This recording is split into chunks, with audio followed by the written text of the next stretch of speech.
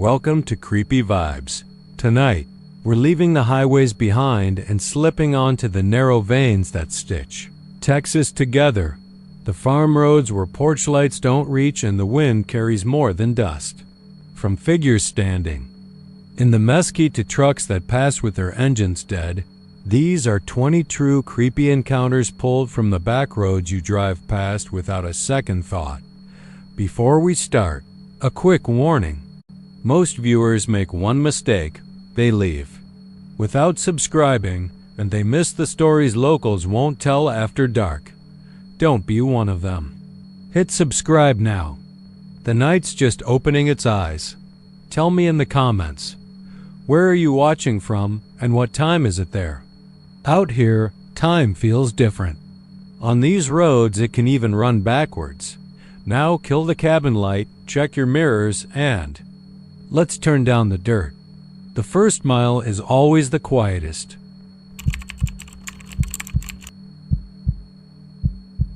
The stretch of FM 170 west of Lajitas has a way of getting under your skin, even in daylight. It's called the River Road by the locals, a ribbon of asphalt that hugs the Rio Grande before disappearing into miles of scrub, limestone cliffs, and desert air so dry it feels like it could suck the moisture right out of your bones. I'd driven it maybe twice before that night. Both times had been in the morning, with the sun rising over Mexico and the air still cool. But on this trip, I was running late. I'd stayed too long in Terlingua after meeting a friend for dinner, and by the time I got moving again, the stars were out and the wind had picked up, carrying a kind of fine grit that danced in my headlights. Like swarms of tiny insects. FM 170 at night is empty in a way that feels wrong. No gas stations, no porch lights from scattered houses, not even the glow of other cars. Just the dark shapes of mesquite and prickly pear on either side and the occasional rusted fence line, half swallowed by sand and time. I'd been driving for maybe 30 minutes when I saw him dot at first. It was just movement in the dust, the kind of swirl you get when the wind catches loose dirt on the road's shoulder. Then the headlights cut through it, and there was a figure standing dead. Center in the lane ahead, arm raised, waving slowly. I slowed to a crawl, more out of instinct than caution. The man, if it was a man, didn't move out of the way, just kept that same slow, deliberate wave. His head was bowed, and the dust made it hard to see his face. He was tall, maybe over 6 feet, and thin enough that his jeans hung loose. His shirt was pale, maybe once white, now stained and stiff with dirt. The wind whipped the fabric against his body. I eased the truck to a stop about 20 feet away and flicked on the high beams. That's when I noticed something that made my stomach turn over. His feet were bare. Not just bare, but blackened, the skin cracked like old leather.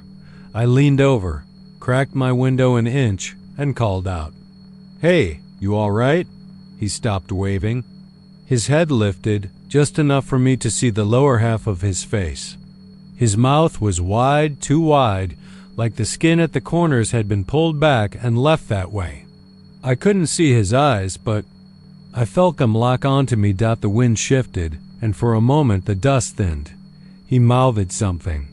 I couldn't hear it, but I knew exactly what he was saying. "Help me." I thought about getting out. I really did. But something deep in my gut, that primal, buried part of you that knows when a shadow in the woods isn't just a shadow, told me not to move. Instead, I shook my head and put the truck back in gear. That's when it happened. I never saw him walk toward me. One moment he was standing 20 feet away, and the next, there was movement in the rearview mirror. I glanced up and froze. He was in the back seat, not sitting in the middle like a hitchhiker would, but pressed right, up against the passenger side door, facing forward. His hands rested loosely on his knees. The dust seemed to cling to him like a second skin, making the air inside the cab feel dry and sharp in my throat. Slammed on the brakes so hard the seatbelt dug into my collarbone. My heart was pounding. my palms slick on the wheel. I turned. In my seat, half expecting him to vanish like some trick of my headlights. He didn't vanish that up close. The wrongness of his face was worse. His mouth was still stretched in that unnatural grin, teeth too many and too even. The skin around his eyes was the color of bruises, but the eyes themselves, they weren't milky or glowing like in a cheap horror flick. They were just human, but the kind of human eyes you'd see staring out from a photograph in a missing person's flyer that's been stapled to a telephone pole for months. What do you want? My voice cracked when I said it, his head tilted, slow as a clock hand. You stopped, he said, and his voice was dry, like someone dragging sandpaper over wood. I reached for the door handle.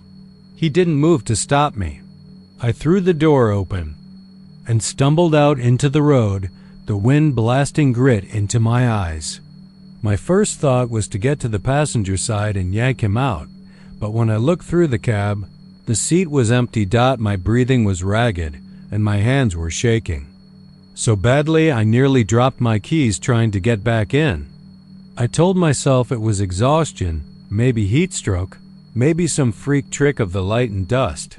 I started driving again, faster this time, glancing in the rearview every few seconds.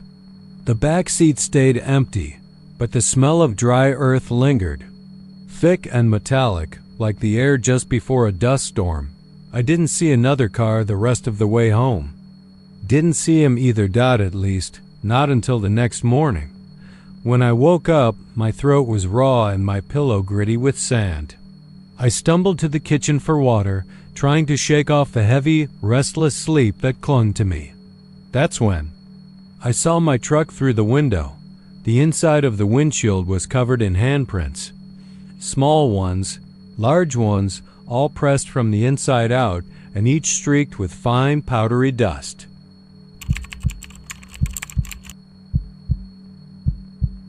I've been hauling freight across Texas for nearly 15 years, and I've seen some weird stuff. Coyotes standing dead still in the middle of the road. Storms that seem to follow your rig for hours. Drunks weaving into your lane like they're magnetized. But what happened 2 summers ago on Highway 285 south of Pecos, that's the one thing I can't explain. And it's the one thing that's kept me up most nights since it was late July. The air heavy and dry enough that your tongue felt like sandpaper. I was running a midnight load out of Lubbock to Fort Stockton, pushing through the kind of heat that doesn't break even after sunset. The road was empty except for the occasional 18-wheeler or a beat-up pickup headed to God knows where. My cab smelled faintly of coffee and the stale burrito I'd picked up in Midland, and the only sound was the low rumble of the engine and the CB crackling every now and then with trucker chatter. Around 12:45 a.m., I hit the stretch past Orla. It's a dead zone out there. No houses, no gas stations. Just a black ribbon of asphalt cutting through scrubland and oil fields. You know the kind of place I mean, where you glance at your mirrors and all you see is your own taillights disappearing into nothing.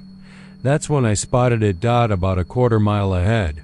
Just beyond the faint glow of my high beams, there was a truck parked on the shoulder. Not unusual in itself. Guys pull over to check loads or grab a quick nap all the time. But something about this one made the hair on my arms rise. It was a late model Peterbilt, spotless, almost too clean for a road this dusty. The trailer was unmarked, gleaming like it had just come off the lot. No hazard triangles, no flashers. And the cab? Well, that's the thing. No glow from the dashboard. No running lights. No nothing. I slowed, a little, instinct kicking in.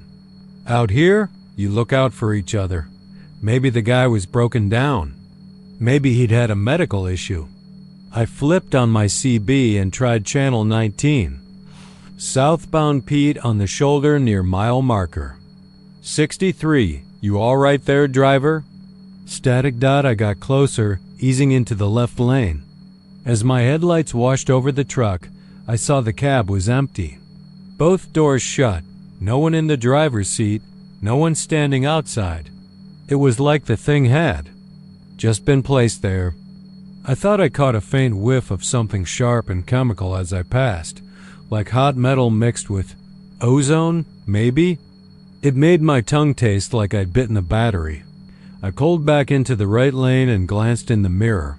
The truck sat there in the dark, a hulking silhouette against the stars. For a moment I considered pulling over ahead of it and walking back, but a little voice in the back of my head told me to keep rolling. I kept one eye on the road, one on the mirror. That's when the impossible happened.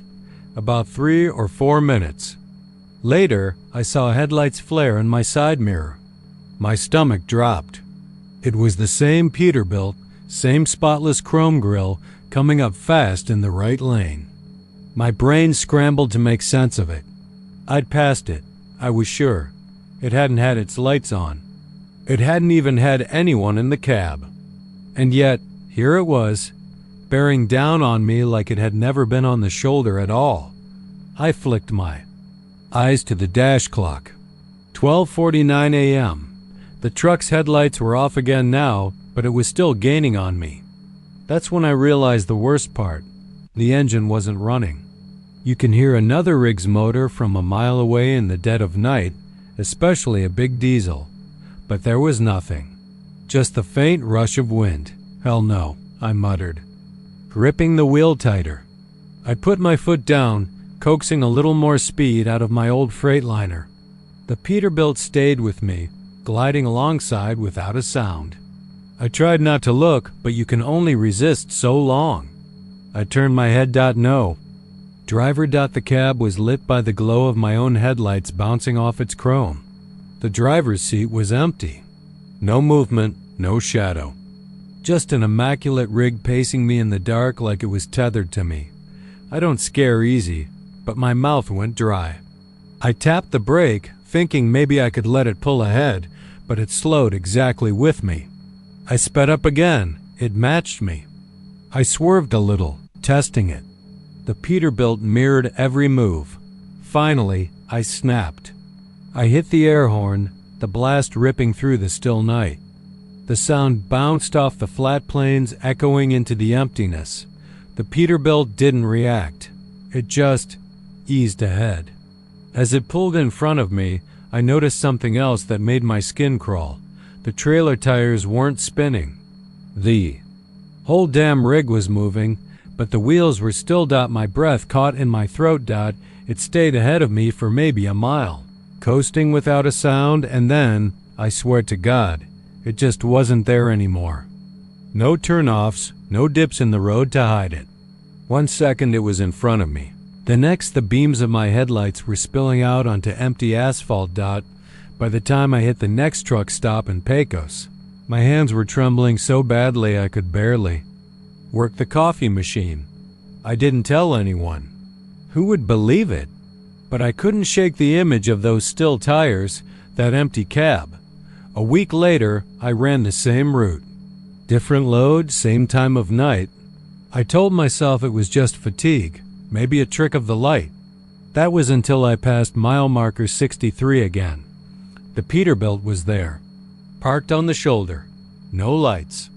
No driver. And this time, the driver's side door was hanging open.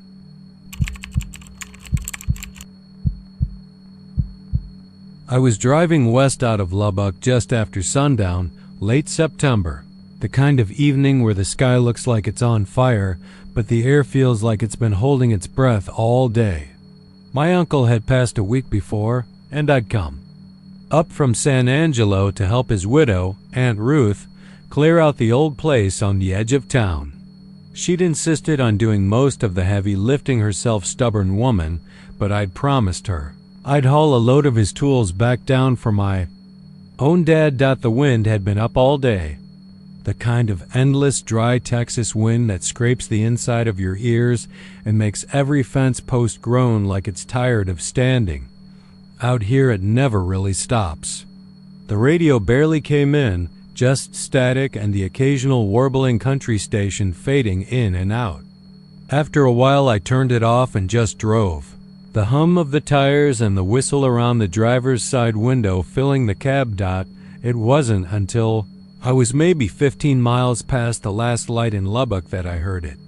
At first, I thought it was just the wind playing tricks, the way it sometimes moans when it pushes against a gap in the window seal. But this wasn't a moan. It was sharper, thinner, like the tail end of a scream carried from very far away. I slowed down a little, leaning toward the glass. The sound faded, then came again, longer this time. I rolled the window down, thinking maybe a coyote was howling out in the fields, but all I heard was the wind tearing across the flat, dark land. I told myself it was nothing. Texas nights can make a man hear things. Another 5 miles, and the sound came back. Only now it was clearer, closer. It rode the gusts like something alive. A high, ragged cry that made the hairs on my forearms stand straight up. I kept glancing in the rearview mirror, half expecting to see headlights coming up behind me, but the road was empty in both directions.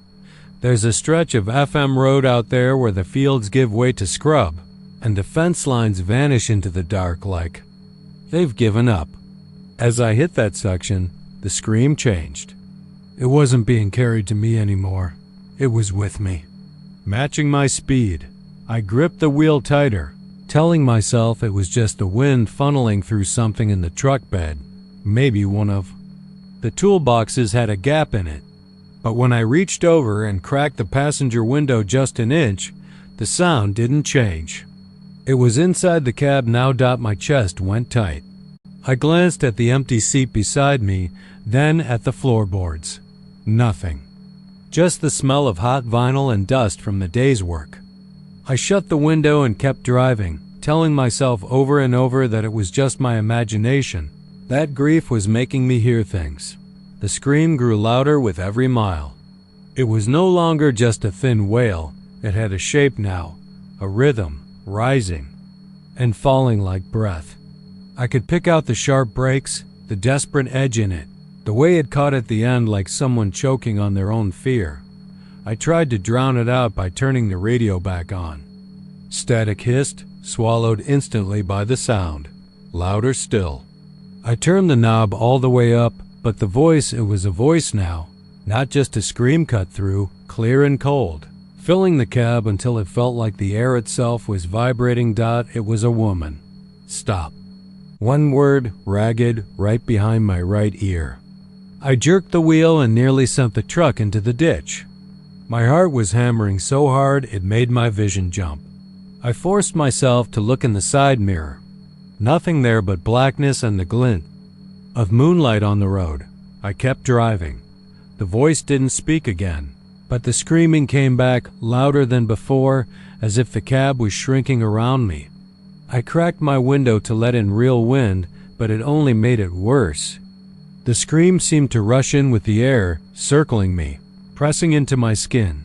I passed a weather-beaten green sign, 32 miles to Morton, and realized with a shiver that I hadn't seen another car since leaving the city limits. The land around me was just an ocean of black fields under a pale strip of moon. Then, without warning, the screaming cut off. Silence, except for the tires and the wind. I almost laughed from relief, gripping the wheel and muttering, "Jesus Christ." That's when I smelled it. It started faint, like someone had left raw meat out in the sun. Then it grew heavier, thicker, until the back of my throat prickled and I had to breathe through my mouth.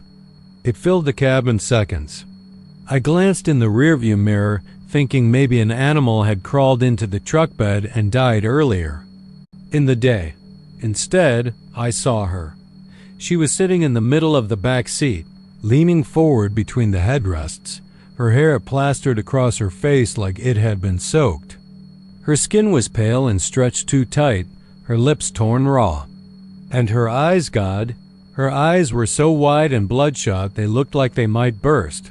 She opened her mouth, and the scream started again. Only now it wasn't carried on the wind. It was in my head, rattling my teeth, pressing against my skull. I couldn't look away. I couldn't even think.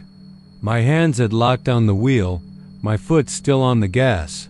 The road blurred under the headlights. I don't know how long she stayed there, leaning forward, her mouth open wide enough that I could see her throat trembling with each ragged blast of sound.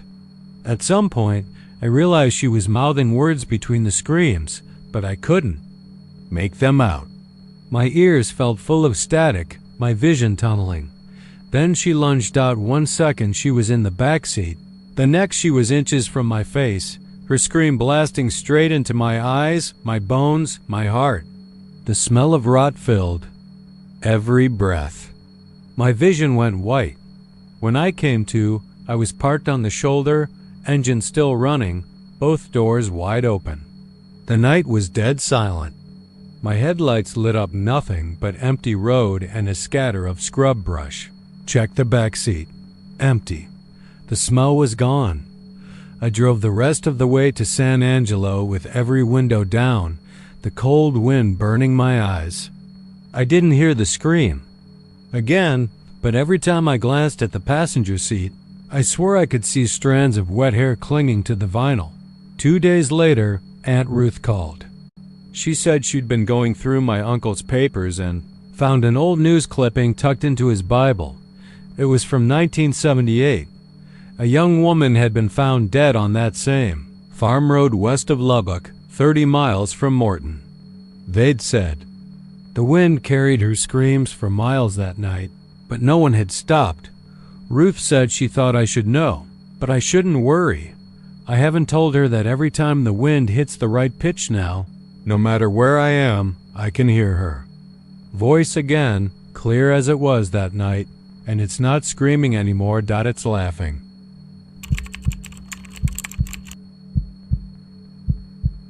I was headed east out of Archer City on FM 2224, a 2-lane strip that cut through endless wheat fields and grazing land. It was late March, one of those spring evenings when the sky can't decide if it wants to be golden or bruised purple, and the wind carries just enough cool bite to make you roll the window halfway up. I'd been on the road most of the day, visiting a supplier in Wichita Falls for work, and the last thing on my mind was anything strange. I wasn't in a hurry. Just driving about 10 miles outside town, I saw it. At first, it didn't register as anything worth noticing. Just a tractor in a field. The kind you'd expect to see out here. But something about it caught my attention. Without me realizing why, it was old, really old. The paint had long since peeled away to rust, and the rounded hood looked like it belonged on a 1940s model.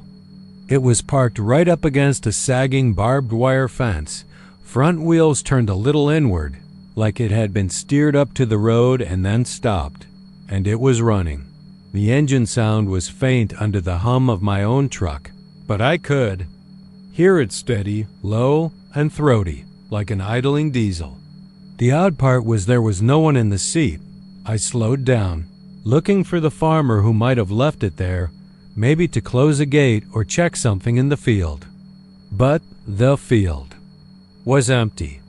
Just waist-high grass and a scattering of mesquite trees swaying in the wind. Something about the way it sat there made me uneasy.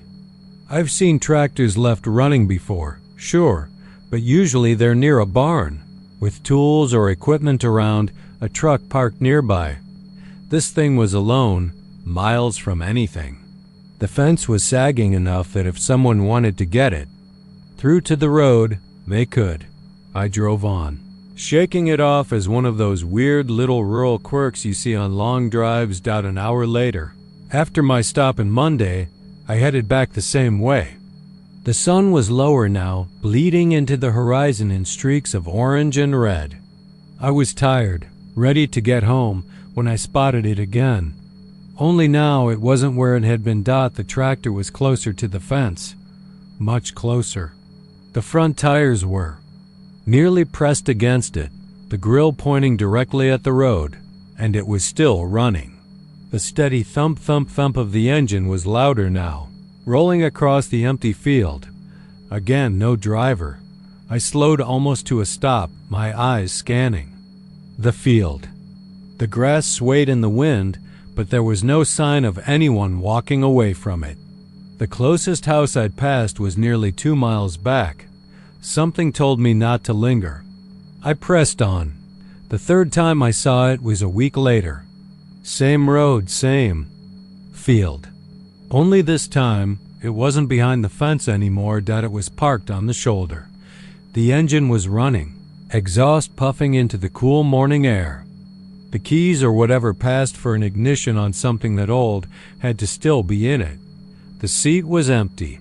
The tires were muddy, like it had just rolled out of the field. I kept my eyes straight ahead as I passed, resisting the urge to look too closely. But even as I drove on, I swore I could feel something watching me from it, like eyes following me down the road.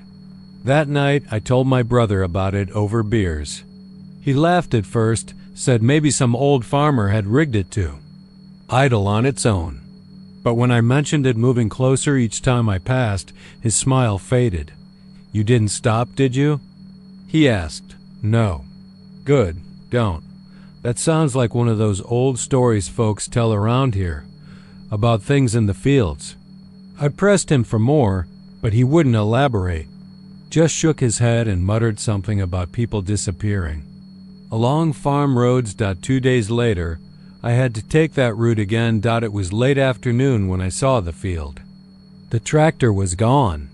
The fence line sagged where it had been, grass flattened in a wide track leading to the road. My stomach tightened.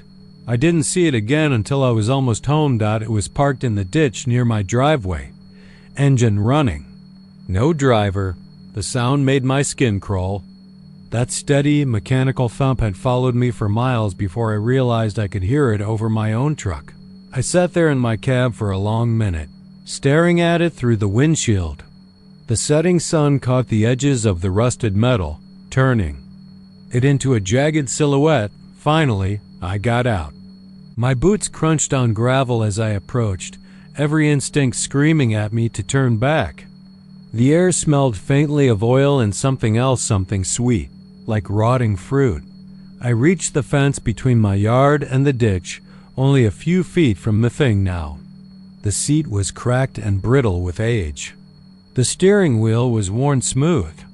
The ignition looked like it had been jury-rigged decades ago. And then the engine stopped. The sudden silence made my ears ring. In that quiet, I heard something shift in the tall grass behind it. A slow, deliberate rustle, like something large, was moving toward me. I backed up to my truck, heart pounding. The grass parted just enough for me to see a shape low to the ground, but wide. Pale, almost bone-white in the dim light. The smell hit me again, stronger now, sickly sweet and wrong. I didn't wait.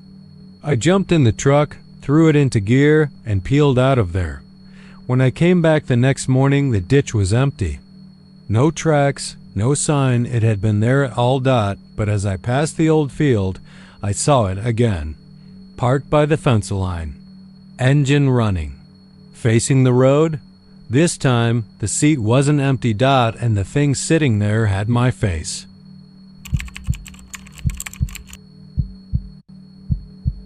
It was just after midnight when I took FM 2222 out of Austin, heading northwest toward Lago Vista. The city lights fell away behind me, swallowed by the hilly darkness, and the road narrowed into a 2-lane ribbon winding between the limestone cliffs and dense cedar brakes. The air smelled faintly of juniper and hot asphalt, still holding the warmth from a day that had pushed well past 100 degrees. My old Silverado rumbled steadily, the dash clock glowing a dull green. 12:07 a.m. I wasn't tired, but the silence pressed in on me like heavy water, and I found myself keeping the radio on low, just to have another voice in the cab. About 10 minutes outside the city limits, I saw her. She was standing on the shoulder where the gravel met the grass, wearing a white dress that hung down past her ankles. The hem was dark with dust and grit. Her head was bowed, chin nearly touching her chest, and a wide-brimmed sun hat cast her face entirely in shadow.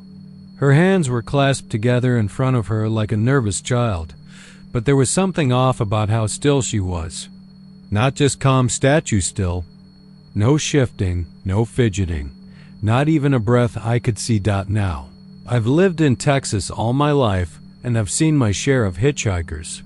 Usually they've got a duffel, a backpack, or a hand stuck out with a thumb up. This woman had none of that. She just stood there like she'd been dropped in place. I slowed a little as I approached, mostly because the decency drilled into me since childhood wouldn't let me pass by without at least checking. My passenger side window was down, and I leaned toward it. "You all right, ma'am? Need a ride somewhere?" She didn't answer. Didn't even look up. I could hear the cicada screaming from the brush, the engine's low idle, but nothing from her. Just that white dress catching the faint glint of my headlights. "You stuck out here?" I tried again, a little sharper this time. Slowly, and I mean painfully slowly, she nodded. I reached over and popped the lock. "All right, hop in." "Where?" "You headed?" She didn't move at first, then stepped toward the truck in a way that made the hairs on my arms lift. Each step seemed deliberate, her bare feet silent on the gravel. When she opened the passenger door, I caught the faintest smell of something wet earth, like a creek bed after a storm, but also sour, almost metallic. She climbed in without a word, still keeping her head down. The brim of her hat hid her features, and the shadow underneath was so dark it looked like a hole. I put the truck in gear and eased back onto the road. "So," I said after a few seconds, "where am I taking you?" Her voice was soft, almost swallowed by the hum of the tires. "Just drive." That sent a shiver through me, but I pushed it aside. People have their reasons. Maybe she was in trouble. Maybe she didn't want to talk about it. FM 2222 twisted deeper into the hills, the road rising and falling like a snake's back. Every now and then, my headlights would sweep across a sheer rock wall or the tangled skeleton of a dead cedar. She sat perfectly still beside me, hands folded in her lap. I stole a glance at her. Her skin was pale, almost too pale, like unpainted porcelain. A lock of hair spilled from beneath the hat, long and black, and clung to her neck. "You from around here?" I asked. Her head tilted slightly toward me, but she didn't lift it. No, that was all. No elaboration. I tried a different approach. "Well, you're lucky I came along. Not many cars out this late." "You'd be waiting a while." She didn't respond. Just turned her face back toward the road ahead. The silence stretched until it felt like a third presence in the cab. My hands tightened on the wheel. I couldn't stop thinking about that smell-wet earth and something else. It was stronger now, like rusted metal left in the rain. Around mile marker 14, I started noticing something strange. Every time my eyes drifted from the road for even a split second, the landscape seemed different when I looked back. A fence line would vanish. A cluster of mailboxes I'd swear I'd passed moments ago would reappear ahead. The yellow road signs looked old, their paint cracked and flaking, as if decades had passed between blinks. I told myself it was just the late hour, my brain playing tricks. That's when she spoke again. "Do you know what's buried out here?" Her voice was still soft, but there was something under it now, a faint rasp, like air passing through dry leaves. I shook my head. "No, can't say I do." She shifted slightly, and for the first time I saw her hands clearly. They weren't clasped anymore. They were gripping her dress, knuckles white, nails filthy and jagged. "They put them deep," she said, "so no one would find them. But the rain brings them closer." My stomach tightened. "Who?" She turned her head toward me then, and I wished with every part of me that I hadn't asked. The brim of her hat tilted back, just enough to show the lower half of her face-pale lips split and dry, jaw mottled with bruises. Then she lifted it. Fully. Where her eyes should have been were two ragged, dark hollows, wet and glistening like fresh wounds. The skin around them was torn, the edges raw and weeping. I sucked in a sharp breath, and she smiled wide and unnatural, her teeth too. Small and too many. The truck lurched as I swerved toward the shoulder, trying to put distance between myself and whatever she was. But when I looked again, the seat was empty. Empty, but the smell lingered. I didn't stop driving until I saw the lights of Lago Vista. I pulled into the first gas station I could find and just sat there with the engine running, hands shaking, on the wheel. I told myself I'd imagined it, that I'd been tired, maybe even dozed off. Then I glanced at the passenger seat. There, resting neatly where she'd sat, was her wide-brimmed hat. And under it, pressed into the fabric of the seat, was a wet, rust-colored handprint. If you ever drive FM 2222 at night, and you see a woman in a white dress keeping her face hidden, do not stop, no matter how much she nods. No matter how much. You think she needs help, because if she turns toward you, you'll understand why they buried her deep, and you'll pray the rain never comes again.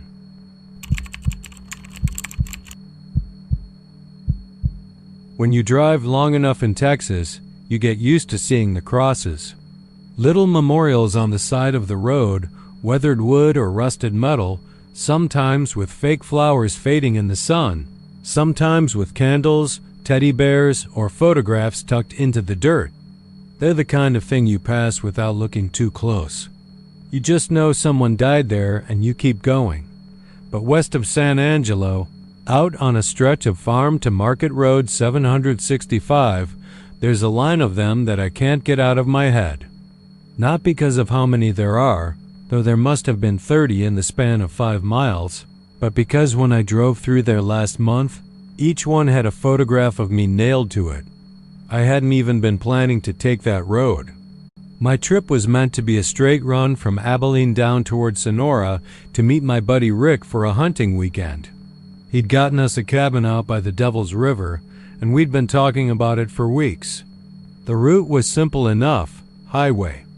277 most of the way, but when I hit a construction detour outside of Bronte, my GPS chirped in that metallic voice, rerouting.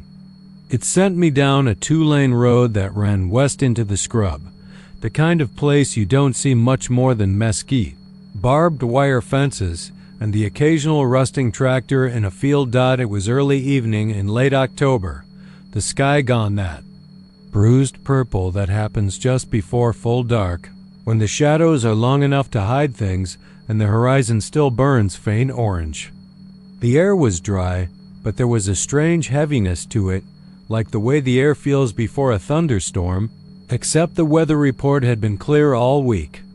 My tires hummed on the cracked asphalt, and for a long time there was nothing but that sound and the tick of the engine. The first cross came up out of nowhere on my right. White painted wood, a little taller than my waist if I'd been standing next to it, stuck in a patch of bare earth. At its base was a jar with dried flowers and a picture frame. I caught only a quick glance before I passed it, but I swear it was my face staring back at me. I actually laughed out loud in the car. One of those sharp, nervous laughs that you do when your brain's trying to tell you something's fine when it really isn't. I told myself. I just imagined it. Maybe it was a guy with a similar beard, similar hat. Or maybe I was just tired and the fading light was playing tricks. Then I saw the second cross, and the third. And the fourth. By the fifth, I'd slowed down enough to get a better look. They were all the same. Simple wooden crosses, some upright, some leaning a little, like they'd been there for years. And every single one had a photo nailed dead center to the crossbeam. Not printed on cheap paper either. These were glossy photographs, the kind you'd get from a professional printer. And each one was me. Not the same photo, though. One had me standing at a gas station in Brownwood, holding a cup of coffee and squinting at the sun. Another had me at my apartment's front door with my keys in hand. One looked like I was asleep in my truck, head tilted forward, mouth slightly open. None of them were pictures I'd ever taken. I felt my stomach knot. It wasn't just that they were of me, it was that they were recent. Some were from just days ago. I told myself the most reasonable thing I could. This had to be some kind of prank. Maybe Rick was screwing with me. He had a weird sense of humor and a little too much free time sometimes. But the further I drove, the less that theory made sense. This road was way off the normal route, and the GPS had only just rerouted. Me here. Then I saw a cross with a photo that froze my hands on the wheel. It was me driving down this exact road. The angle was from ahead and to the side, like someone standing just off the shoulder. And it was dusk in the picture, the sky the same bruised purple I was looking at right then. I glanced in the rearview mirror so fast I nearly swerved. The road behind me was empty. My pulse thudded in my ears. I was gripping the steering wheel so hard my knuckles were white. I checked my phone, but there was no signal. The road kept winding west, each curve revealing more crosses, more photos. That's when I saw the first figure. At first, I thought it was just a scarecrow, something a rancher had propped up to keep birds out of a field. It was standing about 20 feet back from the fence line, tall and thin, wearing a long coat that flapped a little in the breeze. Its head was tilted forward, like it was watching the ground. But as I passed, its head turned, and I saw my own face looking back at me. I slammed on the brakes, heart pounding so loud I thought I'd black out. Dust billowed up around the truck, coating the windshield in a thin veil. I sat there for what felt like forever, staring at the spot where the figure had been. But the field was empty now. I thought about turning around, but the road was narrow and there hadn't been a turnout in miles. Plus, every instinct I had told me not to go back the way I came. So I kept driving, slower now, eyes flicking between the road and the ditches on either side. The crosses kept coming. I counted 12 more before something even worse happened. Past one cross that didn't have a photograph. It had a Polaroid camera nailed to it instead. The lens pointed directly at the road. As I drove by, there was a blinding white flash. The kind that leaves your vision spotted with floating after images. I swerved again, barely keeping control of the truck. When my sight cleared, I saw movement ahead, shadows spilling across the asphalt like they were being poured out of the fields. They weren't cast by anything I could see, just long twitching shapes that stretched toward me. I floored the gas. The truck roared, gravel spitting from the tires as I tore down the road. My eyes stung, my mouth was dry, and my hands felt slick with sweat on the wheel. Then, like someone had flipped a switch, the crosses stopped. The road smoothed out, the fence lines went straight again, and the horizon opened up. I could see the faint glow of San Angelo in the distance. I didn't slow down until I was in the city, parked in the fluorescent-lit safety of a Valero gas station. I sat there in the cab for a long time, shaking. Then I got out, went inside, and splashed cold water on my face in the bathroom sink. When I came back out, there was something tucked under my windshield wiper. It was a photograph it showed me, standing in that gas station bathroom, splashing water on my face. And in the mirror behind me, the stall door was open. And something was standing there. It had my face, but the skin was gray, the eyes too wide, and the mouth hanging just a little too open. I didn't go hunting with Rick that weekend. I drove home the long way, and I've avoided every back road west of San Angelo since. But last night, I woke up to a sound outside my apartment. When I looked out the window, there was a cross leaning against my front door. And nailed to it was a brand new photograph of me taken from where I was standing.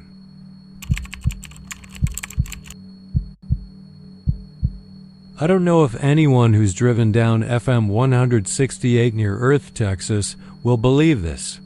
I wouldn't have if it hadn't happened to me and my uncle. That stretch of road runs straight through empty farmland, wheat fields, cotton, a few scraggly mesquite trees, and you can go a good 20 miles without seeing a single other car at night. It's the kind of lonely that makes you feel like you're driving across the bottom of a drained ocean. We were hauling hay bales from my uncle's property to a feed store in Leveland. It was late September, just after sundown, when the air has that first bite of cold in it and the sky turns dark blue before fading to black. I was in the passenger seat of his old Ford, the kind with bench seats and the smell of dust and leather ground into the upholstery. The heater barely worked, so he kept his Carhartt jacket on even inside the cab. About 10 miles out of Earth, I saw it for the first time, a barn, sitting maybe 30 yards off the road. Old, weather-beaten wood, rusted tin roof, leaning just a little to one side, the kind of thing you'd expect to see on a postcard about Texas heritage, except this one didn't look picturesque. It looked abandoned, except for the door. The barn's big double doors were the kind that slide on a rail, but one side was hanging off, tilted inward like it had been slammed too hard. It kept swinging open and shut in the wind, even though the night was still. Every time it opened, I thought I could see something just past the threshold darkness, but not empty darkness. A darker shadow, like something standing inside. You see that? I asked my uncle. He didn't even glance at it. Yeah, don't look too hard. That place has been like that for years. Door never stays shut. What do you mean? The wind? He kept his eyes on the road. Ain't the wind. That was all he said, and if you knew my uncle, you'd know he wasn't the type to spin ghost stories. He's a straight-shooting, practical man. But the way he tightened his grip on the wheel told me not to push it. We drove on, and I kept my mouth shut, but I couldn't shake it. That door swinging open, then closing, like it was breathing. I told myself it was just old hinges and rotted wood. But I'd grown up around barns. Even an unlatched door doesn't swing like that without wind. And I swear it would pause wide open just long enough for something inside to notice us passing. On the way back, it was worse. We'd finished unloading in Leveland and were heading home. It was close to midnight by then, the moon hanging low and pale over the fields. The barn came into view like it had been waiting for us. The door was open already, hanging wide like a mouth, and in the black space behind it, something shifted. Just one quick movement, but enough to make my scalp prickle. It was too tall to be a person. Too still. My uncle must have seen it too, because he muttered, "Hell," under his breath, and pressed the gas a little harder. That's when the door started swinging again. Only this time, it wasn't a slow creak. It slammed shut like something had shoved it, then jerked open again, harder than before, like whatever was inside was fighting to get out. We were almost past it when I heard it, the sound of footsteps, pounding across the packed dirt inside, heavy, fast. "Don't look," my uncle said, his voice low and tight, but I did. I couldn't help it. Something was moving toward the opening. All I saw was a flash of pale, raw-looking skin and a shape that seemed wrong bent, but not like from injury. Like it had been built that way. The instant the truck's headlights swept past the doorway, the thing froze. Its head, or what I think was its head, turned toward us, and even though I couldn't see a face, I felt it lock onto me. I turned back in my seat, heart hammering. The barn disappeared behind us in the dark, but I had the bone-deep certainty that whatever was inside was closer now. That it wouldn't just stay there.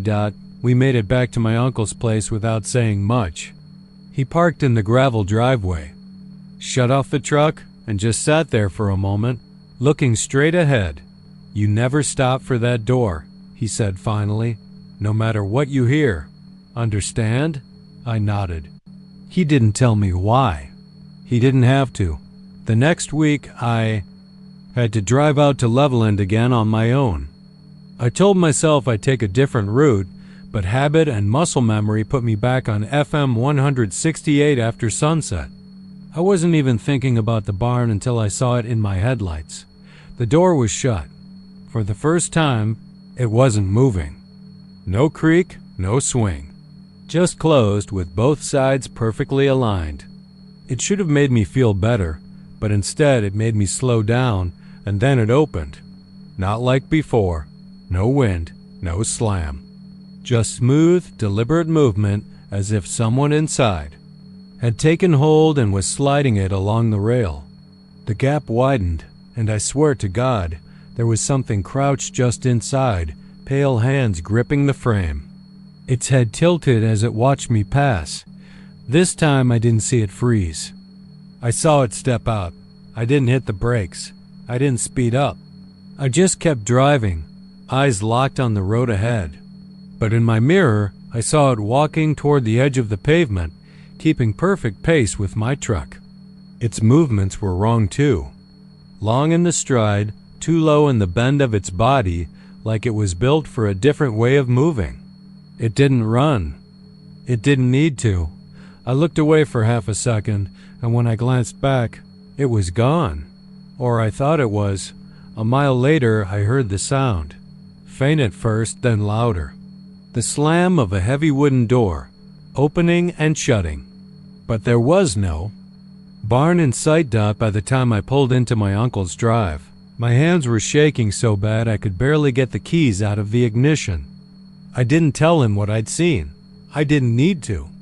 When I walked into the kitchen, he was standing by the window, staring out at the dark fields. "Door won't stay shut," he said quietly, like it was just a fact of life. I went to bed that night, but I didn't sleep. Around 3 in the morning, I heard it again. That same hollow slam. Slow at first, then faster, like it was gaining rhythm. I pulled back the curtain and looked out toward the fields. There was no barn, but I could see the door. Just the door. Standing upright in the dirt like it had been torn from its hinges, swinging open and shut in the still air. And each time it opened, the pale shape on the other side was a little closer to my house. The last time it swung wide, I swear it was. Already on my porch.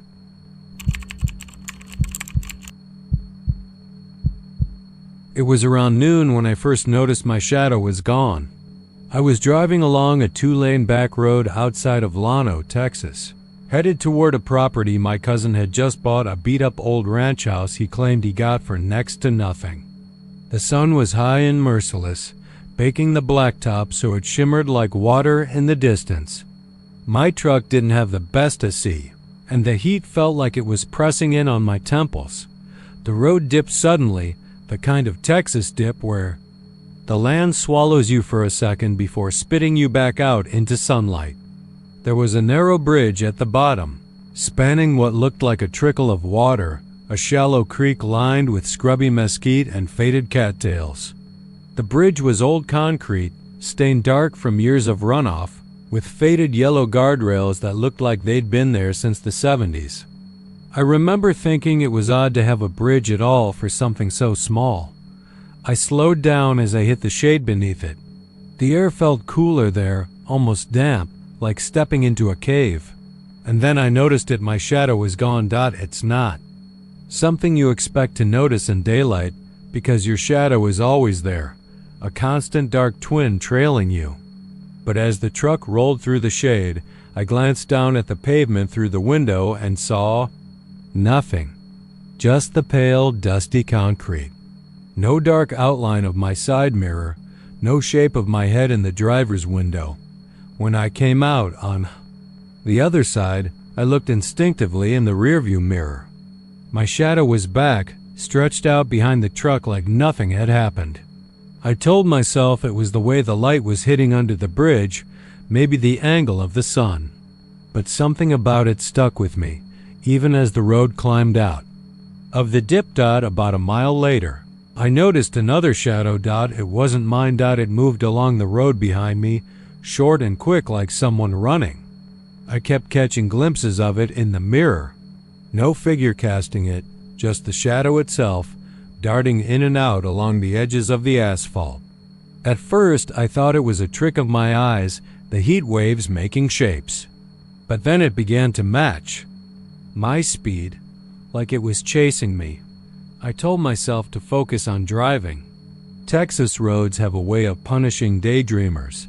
One bad moment and you're in a ditch. But every few seconds, my eyes flicked back to the mirror.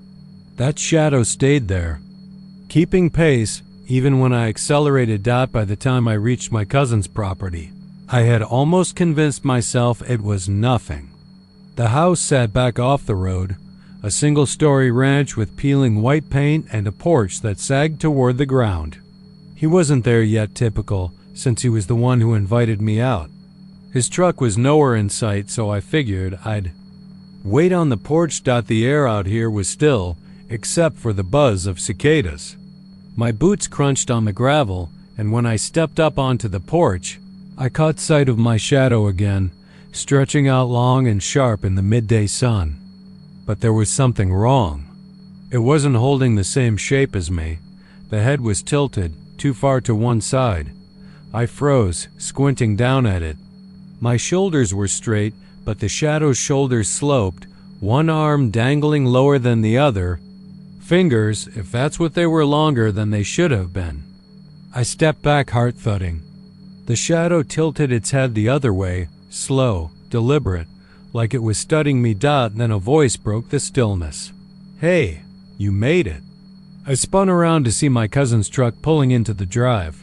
The sound of his tires on gravel snapped me out of whatever trance I'd fallen into. When I looked back down, my shadow was normal again. Just me, in the sun. I didn't mention it right away.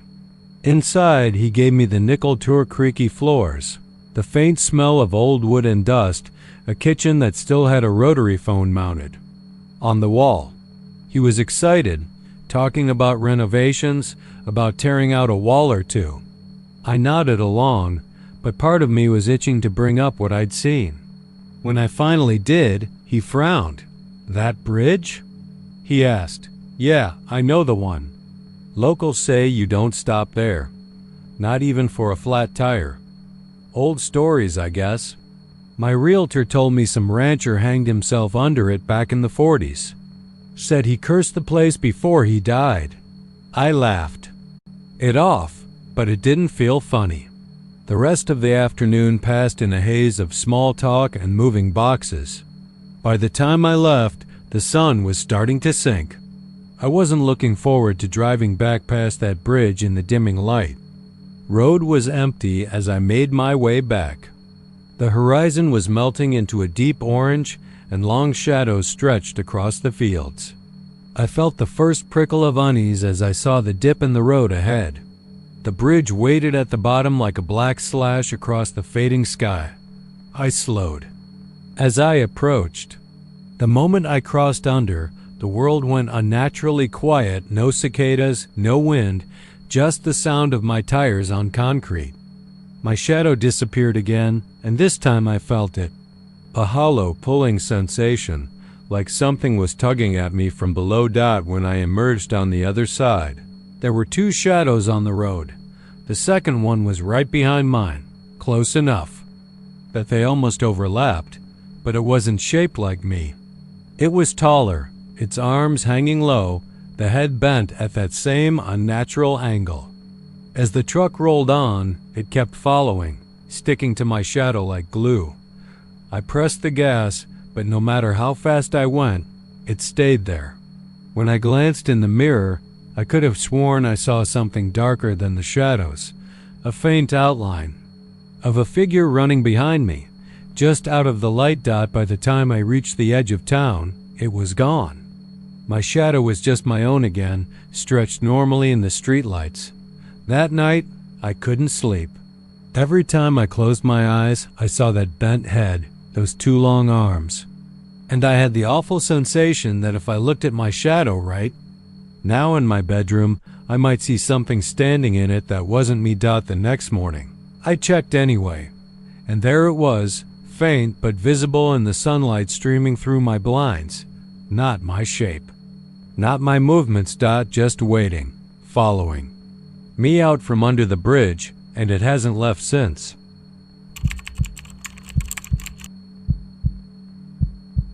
It was somewhere outside of Llano, Texas, late on a Thursday night when I took a wrong turn that wasn't supposed to be wrong.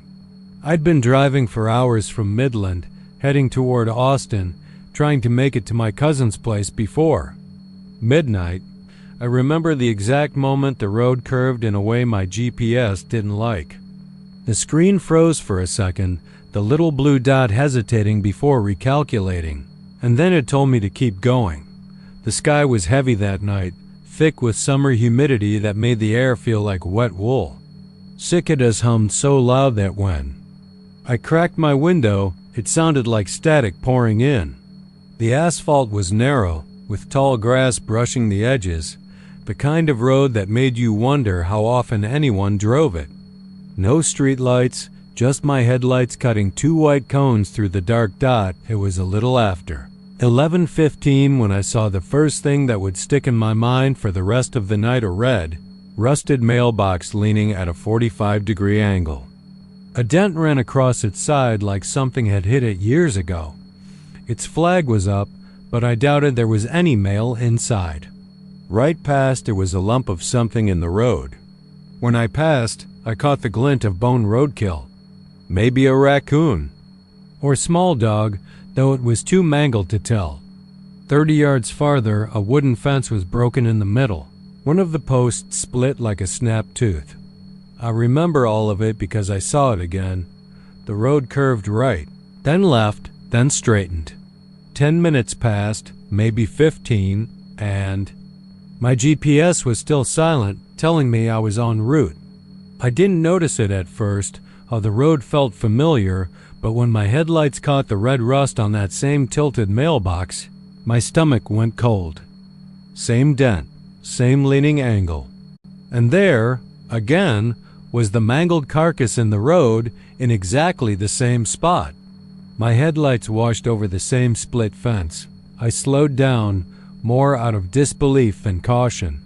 I told myself there had to be two mailboxes that just looked alike. Texas is rural. Maybe two neighbors bought from the same hardware store 20 years ago. But that carcass, no one moved it. The broken fence dash unchanged dot. I kept driving. This time I paid attention to the way the road turned. I traced every dip and rise in my mind, the slope where my ears popped slightly, the place where weeds crowded closer to the asphalt. 20 minutes later, the mailbox appeared again, leaning like it had been waiting for me. The roadkill's twisted body was swollen now, flies glinting in my high beams. The broken fence hadn't been touched. I pulled over. The air outside was damp and warm, smelling faintly of rot probably from the carcass. My tires crunched gravel as I stepped out. The cicadas had stopped. Not quite had stopped. Like someone had pressed mute on the whole countryside. My ears rang in the absence of their drone. I walked toward the mailbox, dragging my hand along the long grass. My phone had no signal, which wasn't unusual out here, but I kept glancing at it anyway. The mailbox's paint was bubbled and peeling. I opened it, half expecting to find old junk mail, but inside was nothing. Completely clean. I thought about turning around, but when I looked back down the road, I couldn't shake the feeling that turning back wouldn't help, that I'd see the same things again, just in reverse. I drove on, slower now, my eyes flicking constantly to the roadside. The turns felt the same. My GPS still told me I was en route, though the estimated arrival time wasn't moving. When the mailbox appeared again, my pulse started pounding in my ears. The roadkill's body was wet and black with fresh decay. Even though I'd only passed it 40 minutes earlier, something shifted in the dark just beyond my headlights dot at first. I thought it was a deer, but it stood too still, too tall.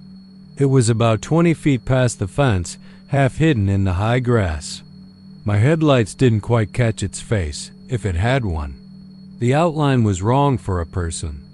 Too long in the arms, too narrow in the chest. I stared at it until the road curved and it disappeared into the dark. I didn't want to pass it again. I pressed the gas harder.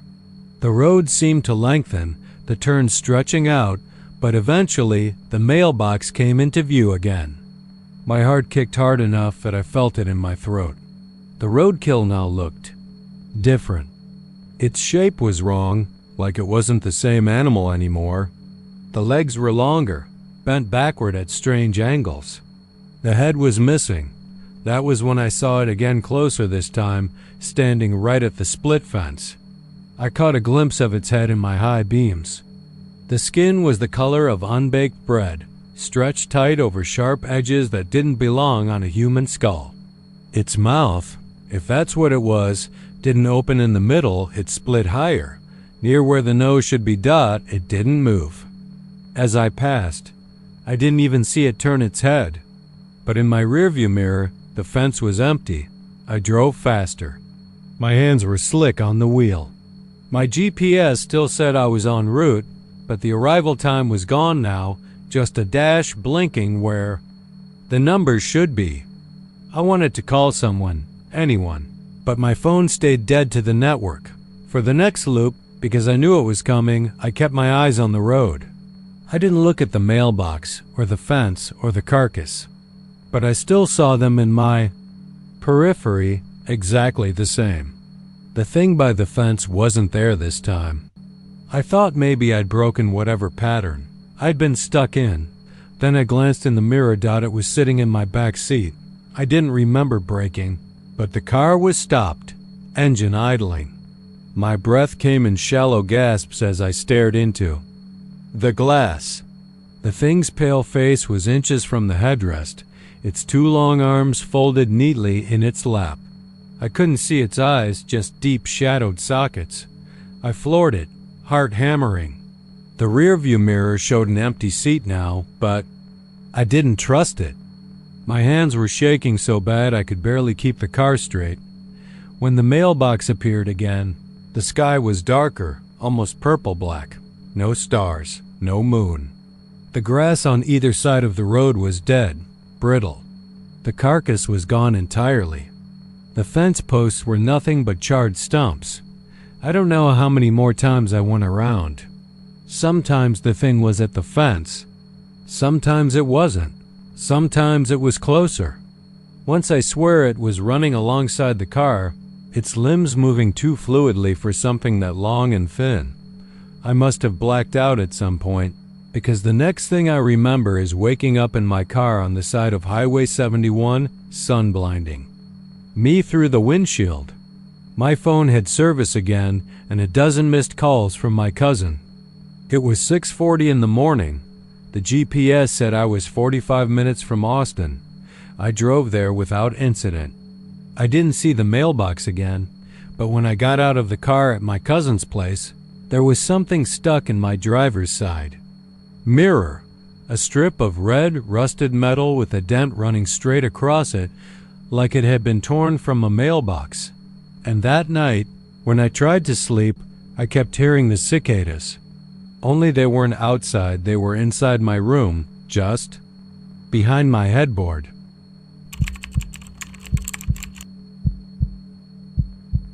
I used to think I was the kind of person who could handle driving alone at night.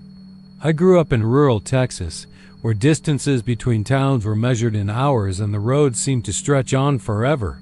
I'd made plenty of late-night runs between Amarillo and Wichita Falls for work, cutting across the farm roads where you might not see another set of headlights for miles.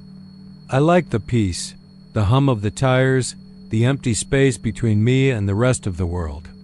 That was before the night I learned that just because a road looks empty doesn't mean you're alone on it. It was late September, and I'd left my buddy's place outside of Childress way later than I should have. I work for a livestock supply company, and I'd driven out that afternoon to drop off some specialized feed.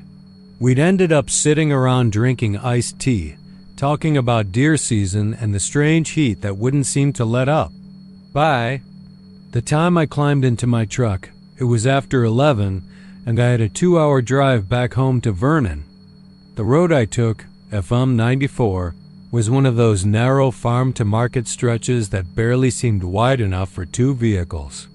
It wound through open ranch land, the kind where old wire fences leaned like tired drunks and mesquite trees hunched close to the road, their branches reaching like they wanted to touch your truck as you passed.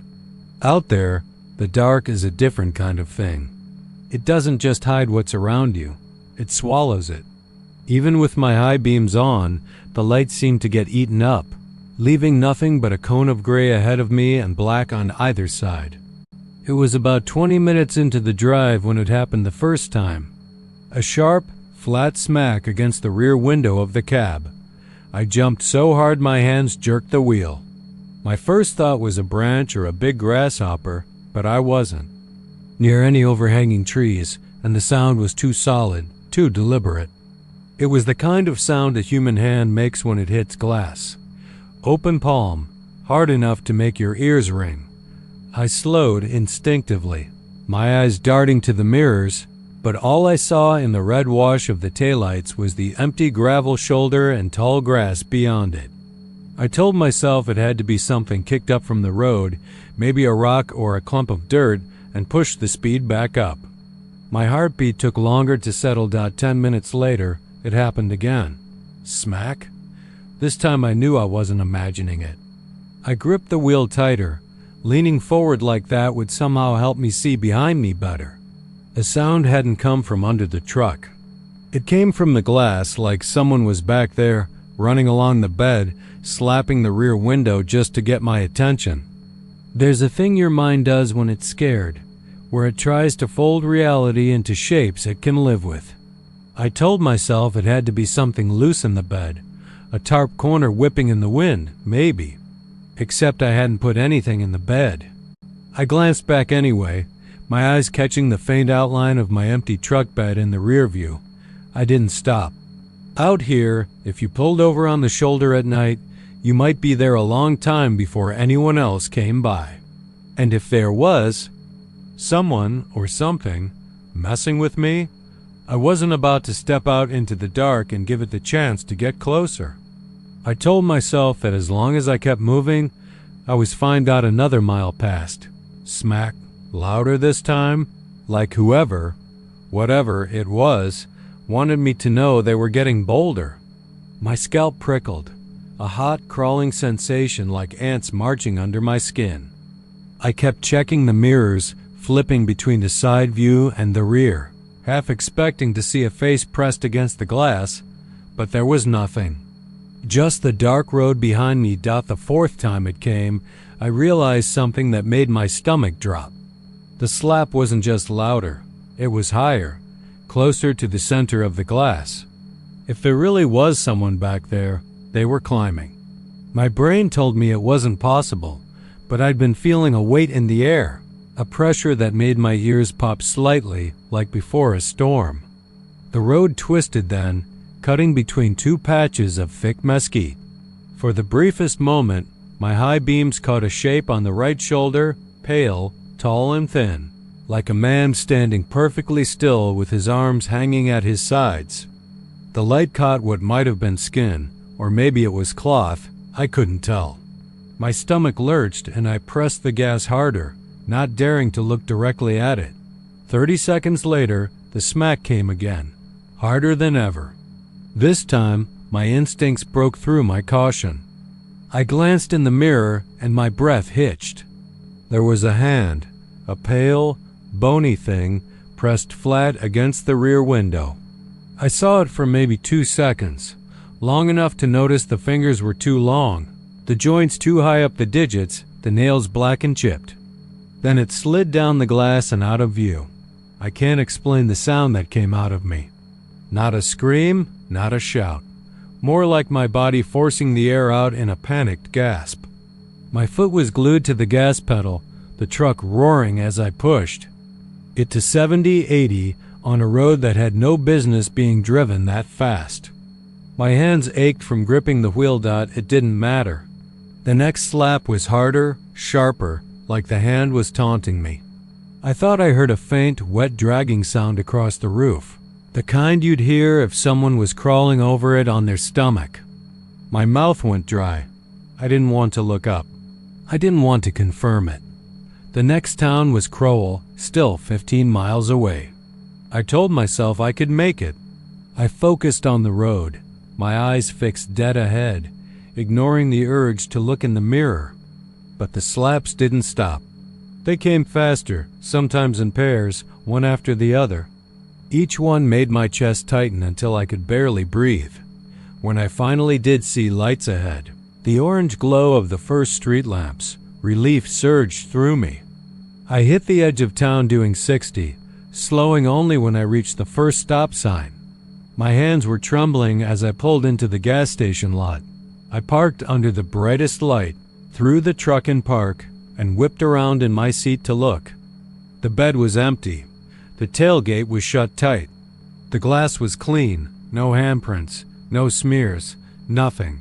I sat there, heart pounding, telling myself it was over. That maybe my mind had cracked a little from too many long nights on empty roads. I stayed there until my breathing slowed. Then, figuring I was being stupid, I got back on the highway. It was quiet for the first 5 miles. No slaps, no crawling sounds. I let myself believe I'd left it behind. Then, from somewhere in the darkness behind me, a single sharp smack hit the rear window. This time, I looked in the mirror. The hand was back. Only now, it wasn't alone.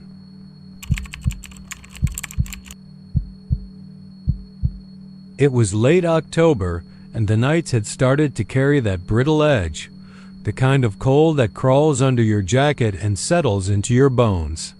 I was driving back from a week-long construction job in San Angelo, headed home toward my little place outside Coleman, Texas. My truck was loaded with tools and scrap lumber, rattling in the bed every time I hit a dip in the road. The highway was empty, save for the occasional glow of a distant farmhouse, and my headlights cut through the black like a thin white tunnel. The road between Bollinger and Coleman isn't much more than a strip of cracked asphalt stitched through miles of scrub brush, mesquite trees, and pasture. In the dark, it feels like the world just stops outside your headlights, like everything beyond them is gone. I'd been running on gas station coffee and beef jerky for hours, the radio low, more for company than entertainment. That's when I saw a dot up ahead. Right in the middle of the lane stood a deer. Its body was caught in the beams, every hair along its hide sharp in the cold white light. It wasn't moving. Not even a twitch. Normally, deer either bolt or freeze for a second before darting away, but this one just stood there, facing me head on. Its eyes didn't have that usual glassy reflection you see at night. They looked dull. Like the shine was gone, I slowed the truck, muttering under my breath, "Come on, move." My headlights washed over it fully now, and I realized it was a big buck, bigger than most I'd seen in these parts, with antlers that seemed too wide, too many points branching in jagged directions. It didn't breathe.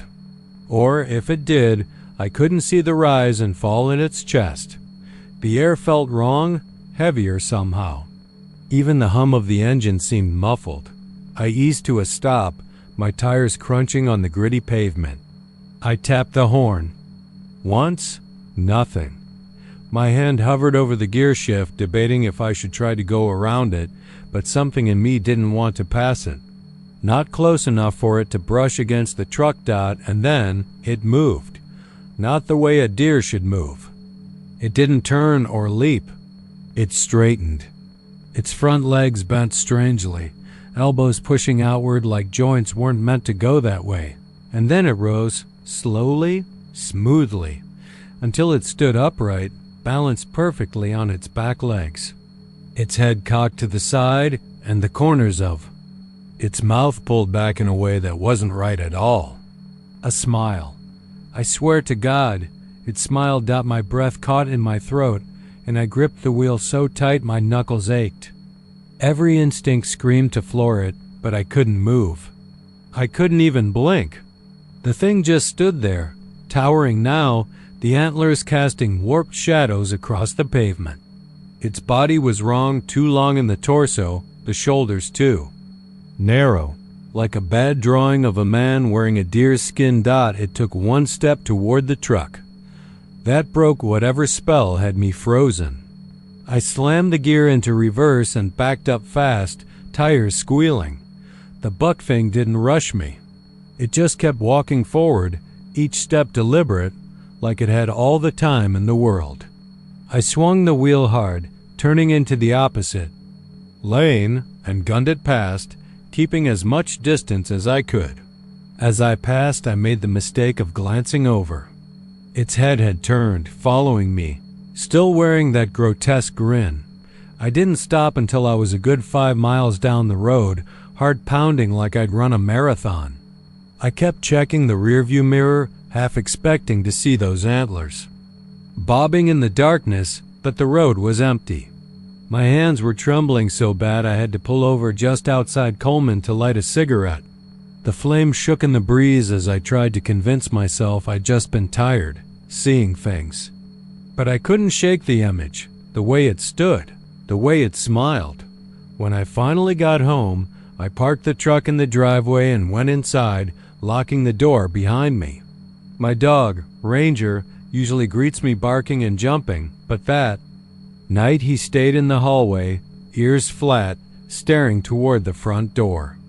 I thought maybe he smelled a raccoon or coyote, but then he let out a low growl, the kind I'd only heard when someone strange was too close to the house. I peeked through the blinds.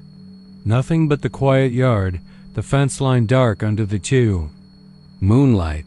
Still, I couldn't shake the feeling of being watched. I double-checked the locks, left a light on in the living room, and sat with a beer, trying to calm down. I didn't sleep much. The next morning, when I went out to the truck, there were muddy prints in the gravel, not hoof prints. Not exactly footprints either. They were elongated, the front half looking like the split of a deer's hoof, but with toes, 5 of them, curling in the dirt. The tracks circled the truck, then led back toward the tree line. For the rest of that week, I kept the rifle close. Every night, Ranger would start growling around midnight, staring at the same corner of the yard. I never saw anything, but I heard it once. The sound of something breathing, slow and deep, just beyond the fence. When I shined a flashlight out there, the beam caught 2 eyes, too high off the ground to be a coyote, swaying slightly.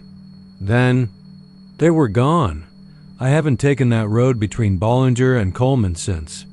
And some nights, when I wake up thirsty and glance out the kitchen window, I swear I see a shape at the edge of the yard, tall, still, antlers catching the moonlight, waiting dot and smiling.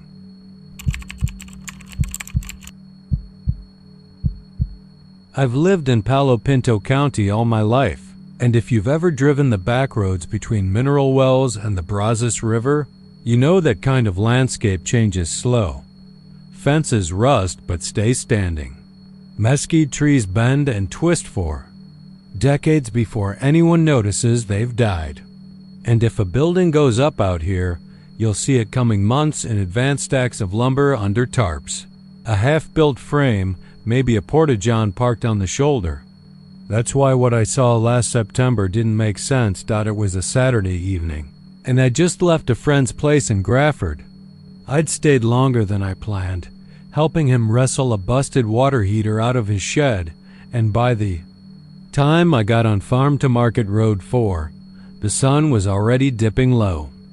I like that stretch. It's 2-lane, quiet, lined with old fence posts and tall grass swaying in the breeze, and if you time it right, the sunset will paint the whole world in this burnt orange haze that looks like a postcard.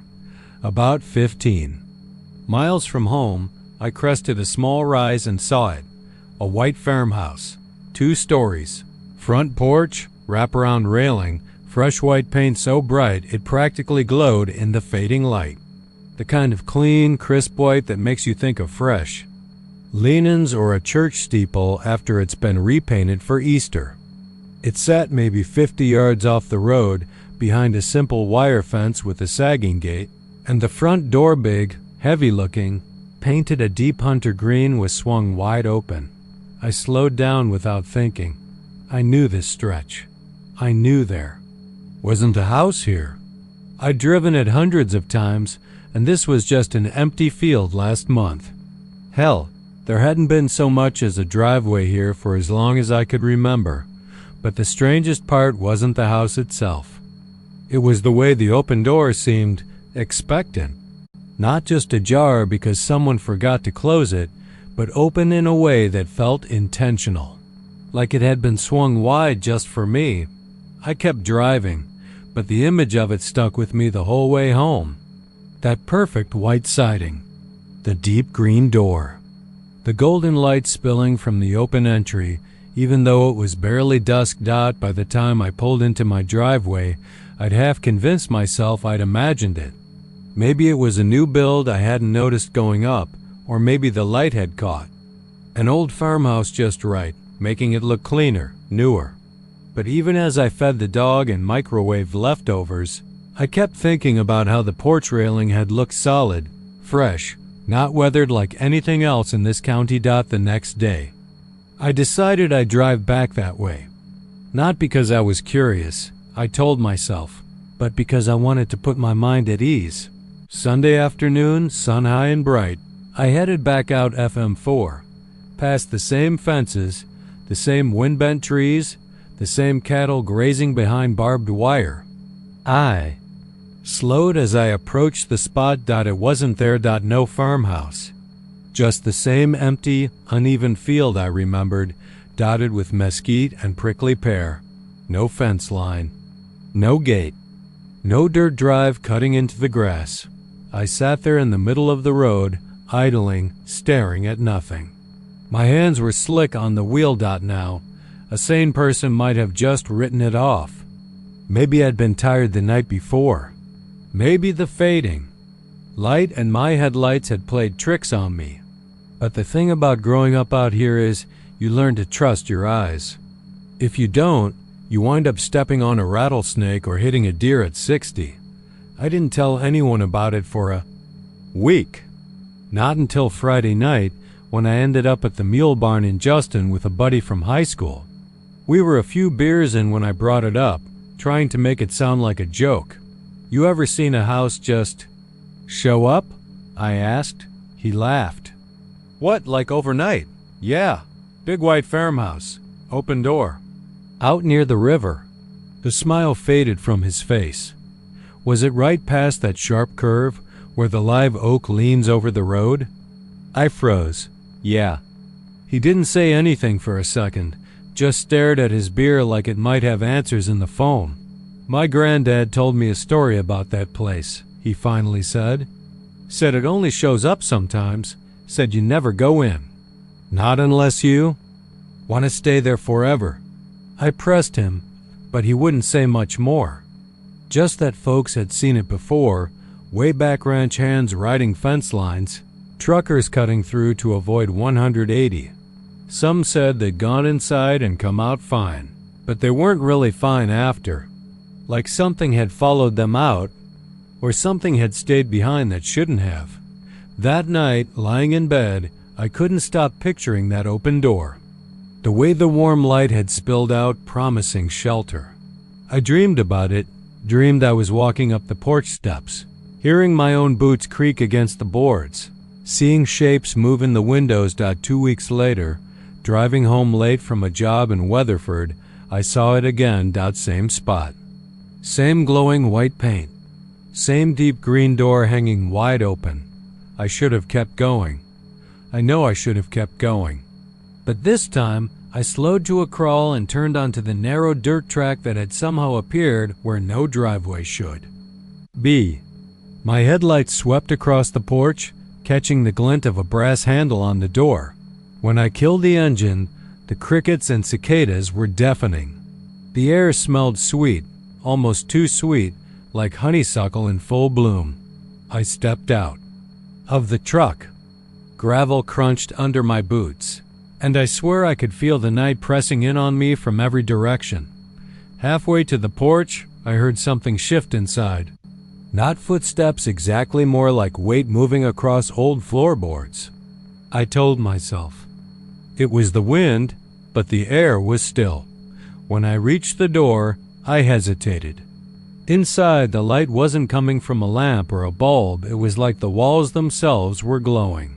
And the smell was stronger here, sickly sweet, like rotting fruit under perfume. Hello? I called. Something moved deeper inside. I couldn't see it, but I felt it, the way you feel a storm coming before you see the clouds. I should have left. God help me. I should have turned and run. But instead, I stepped over the threshold. The moment my boot touched the floor, the door slammed shut behind me. And the house changed. The bright walls went gray and stained, the air turned cold, and the sweet smell curdled into the stench of mildew and decay.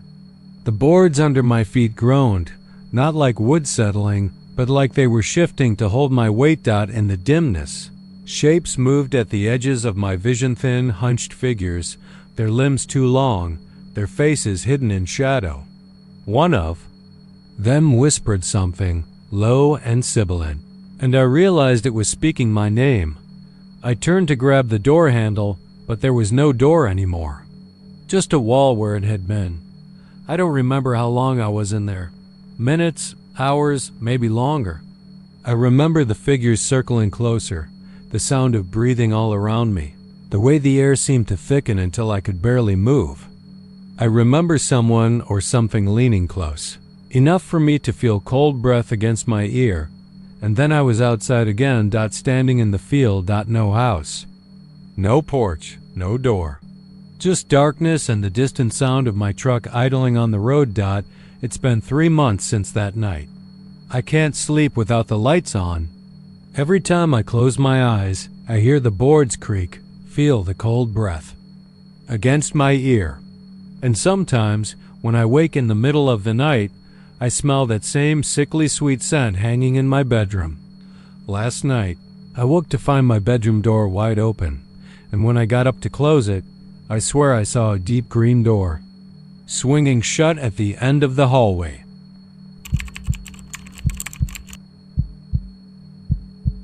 It was one of those dry, windless nights in North Texas when the air feels thin, like it's been wrung out and left to hang. I was driving west out of Graham, heading toward Throckmorton on FM 380, the sky bleeding orange into deep blue and the land rolling out flat and endless around me. The 2-lane highway cut through stretches of scrub and barbed wire fences, broken every few miles by a rusted cattle gate or a mailbox sitting lopsided in the dirt. There were no other cars, not even the faint shimmer of headlights in the distance. Just me, the road, and the old pickup's hum under my hands. The truck was a '91 Ford F-150 my uncle had given me, and the radio was one of those boxy factory units with the push buttons for presets and a dial you had to turn just right to catch a station.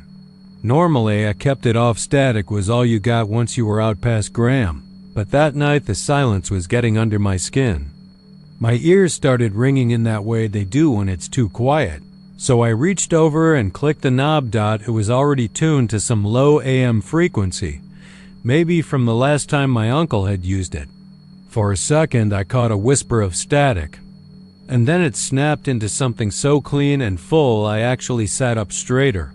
It was an old country song, the kind you'd hear on a scratchy jukebox in a bar where the floor's sticky and the beer's flat.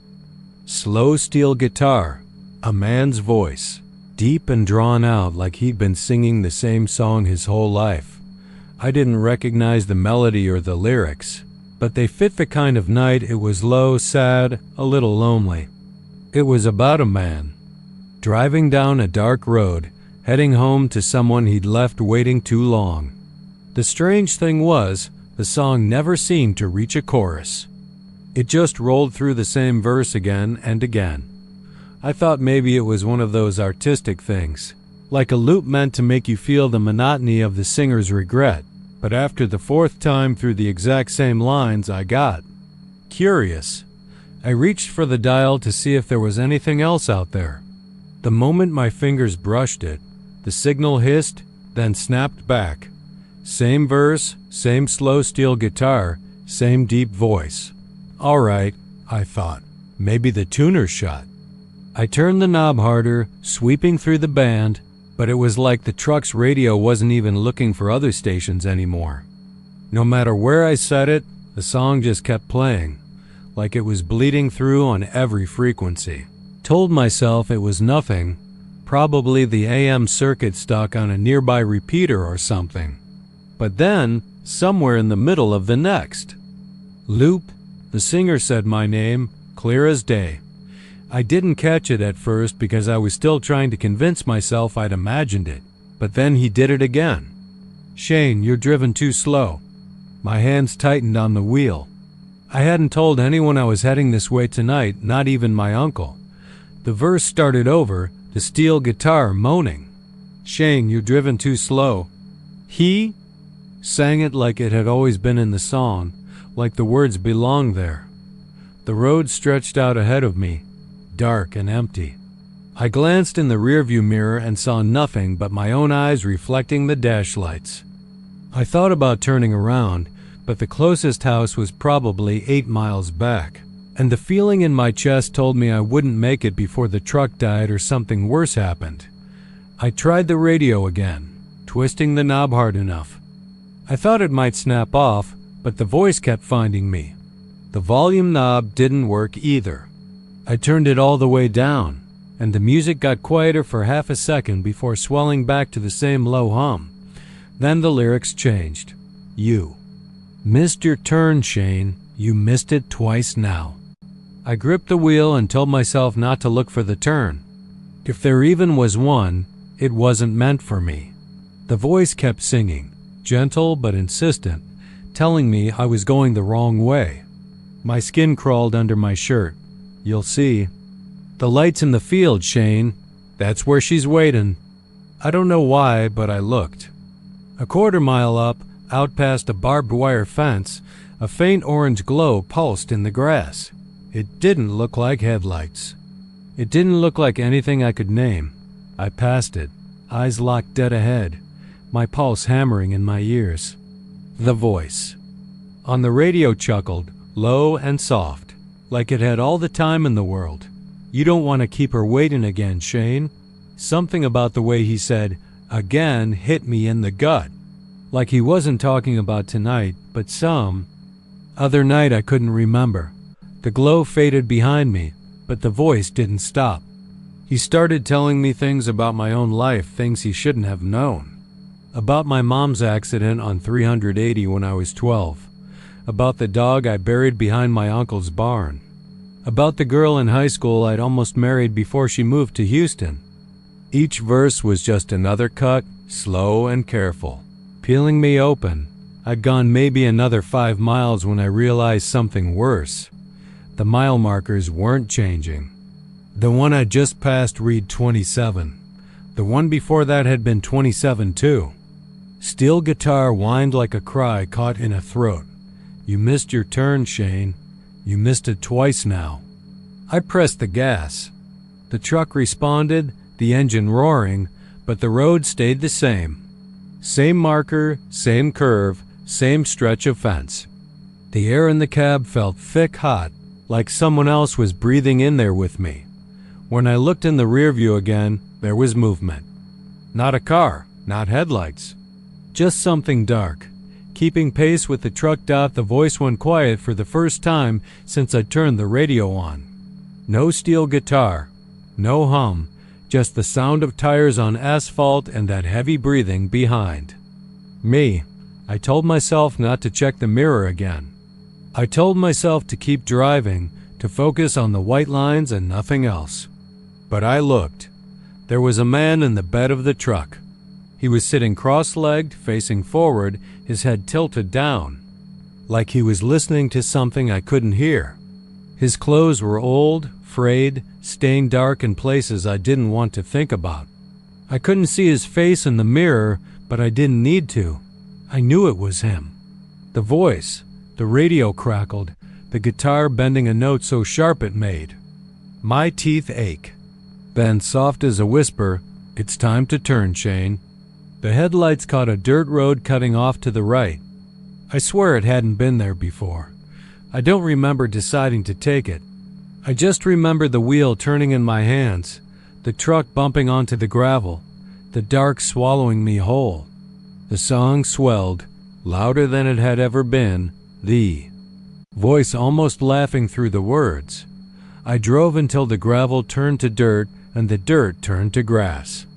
The truck slowed on its own, like the engine was winding down to nothing. In the field ahead, a single street light stood where no road should have been, its orange glow pooling on the ground. Under it was a figure in a dress, her head bowed, her hair hanging in front of her face. The song ended for the first time. No loop, no verse, just silence. Then the man's voice came through the speaker, low and close, not singing anymore. "Go on, Shane, she's been waiting." I put the truck in park, my hand moving like it wasn't mine. The radio went dead. I haven't told anyone what happened after I opened the door. But if you're ever driving 380 at night and the radio catches a clean old country song on AM, don't listen too long. And whatever you do, don't let it say your name.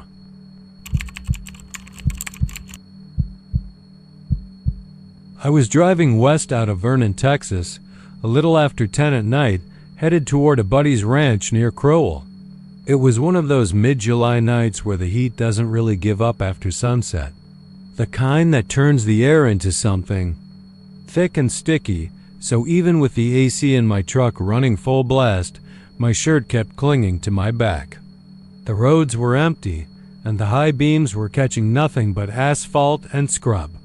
That part of North Texas feels like the edge of the world at night. No street lights, no billboards. Just miles of blacktop curling through dead fields and barbed wire. About 15 minutes out, I caught the faint red reflection of taillights ahead. Not close enough to make out the vehicle, but close enough that it stayed in my line of sight for a few bends. Eventually, the road straightened and I saw it for the first time, an old pickup, the kind they stopped making back in the 70s. Rust had eaten away most of the bed, and one of the brake lights was out. At first, I figured it was a local farmer out late or maybe someone heading to another small town down the way. That's not unusual out here. But the thing that stuck out to me was how slow it was going. 45, maybe 50 tops. I hung back instead of passing. I wasn't in any hurry. After a few miles, the road forked. The pickup took the right branch and went left. No big deal. But less than 5 minutes later, I came around a sharp bend, and there it was again. Same truck, same busted brake light, idling just ahead. I slowed way down, looking around to see if I'd somehow doubled back without realizing it. GPS was useless. No signal out here. The stars overhead were so clear they almost hurt to look at, but the land was featureless, and I knew these county roads could play tricks on you. Told myself I'd just run into a parallel road that curved back. Texas is full of them. Still, a little seed of unease planted itself right then. I passed the truck this time. The driver was just a shape behind glass. I couldn't make out his face, but he had a hat pulled low and sat completely still, hands on the wheel, not even glancing my way. No music, no movement. Just waiting. I pressed on, telling myself to shake it off. But every few miles, no matter which turn I took, left, right, didn't matter. The same damn truck appeared again. Always ahead of me. Always moving just slow enough for me to catch it. I stopped twice, pulling over and killing my lights to see if maybe I could let it get ahead and lose it. Each time, after 5 or 6 minutes, I'd round a bend and there it would be. The third time it happened, something clicked. This wasn't possible. There were no intersecting highways that could have allowed it to get ahead of me. Some of the roads I took didn't even connect to the ones I'd been on before. Yet it was always there, rusted bed, busted light, slow. crawl. That's when the air in the cab started to feel wrong. Thick in a different way. My ears kept popping like I was driving up a steep hill, even though the road was flat as a board. My hands were slick on the wheel, and I realized I'd been gripping it so tight my knuckles ached. I finally caught sight of a gas station up ahead, one of those single-pump places that look like they haven't changed since the 60s. I pulled in, figuring I'd wait inside under the fluorescent lights until another car came along, maybe follow them out. But as soon as I rolled to a stop, I saw it again. The pickup was parked across the road, nose angled toward me. The engine was running. This time I could see the driver better. He still had the hat on, but I caught a glimpse of his face. Or I thought I did. It wasn't right. His skin looked loose, like it didn't fit the skull underneath. His mouth moved a little, but I couldn't hear anything over the rumble of my own engine. When I looked again, his lips had stopped moving. He just stared. I told myself not to engage. I backed out, turned away from him, and took the first road I saw that. Cut east. I drove fast, faster than was smart on those roads, but I didn't care. For 10 miles, I didn't see another set of headlights. Relief started to seep in. My heartbeat slowed.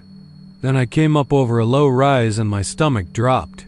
The pickup was there again, halfway down the slope, stopped in the middle of the road. The driver's door hung open this time. No one inside. I braked hard, tires screaming on the pavement. My lights caught something just beyond the open door, movement in the tall grass. A shape crouching low, pale in the beams. At first, I thought it was a coyote or maybe a deer, but then it rose. Slowly. Too slowly. It was him. Same hat, same wrong skin. His eyes were black, not from shadow, but like they'd been scooped out and replaced with something that swallowed the light. He stepped forward into the road, and my engine sputtered. Not stalled, sputtered, like it was choking. The lights dimmed, and I swear on my life, I could feel the air being pulled out of the cab, like something was trying to suck me out of the seat. I slammed it into reverse, turned hard, and floored it back the way I came. I didn't look in the mirrors. I didn't stop until I saw the glow of Vernon on the horizon. When I pulled into my buddy's ranch 20 minutes later, I got out to close the gate behind me. That's when I noticed the smell. A faint tang of gasoline and hot metal. I turned toward the road, and in the distance, on the other side of the fence line, I saw a pair of headlights, low and wide apart, exactly the way they'd been all night. I told myself it was just another car, that it would pass and be gone. But it didn't move, and I knew, without a doubt, it would be there tomorrow, and the next day, and the next turn I ever took anywhere until it finally caught up with me.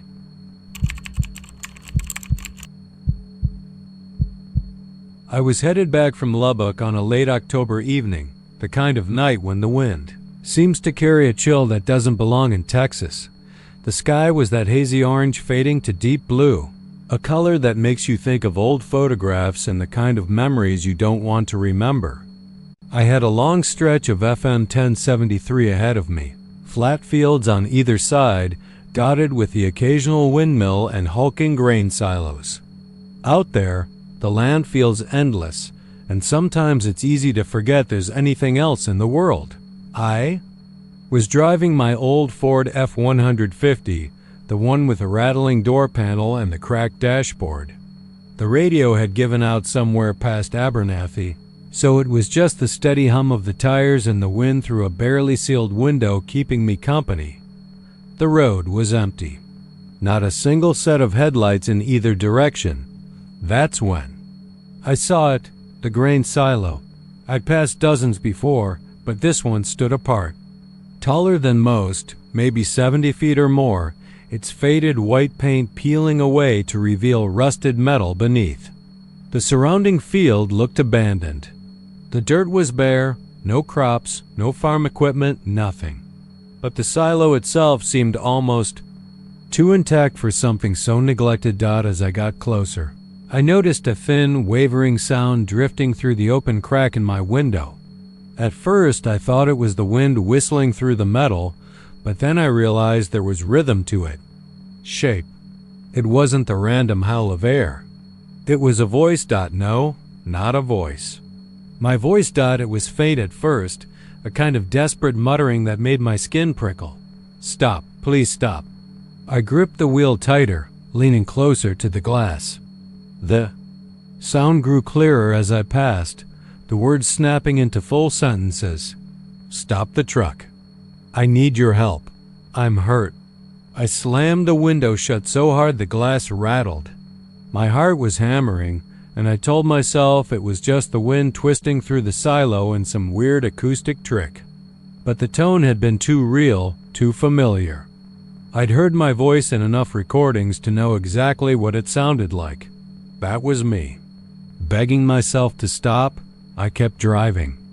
The fields blurred by, the sunset deepened, and I tried to shake it off, but the whisper didn't stop. A few minutes later, I heard it again.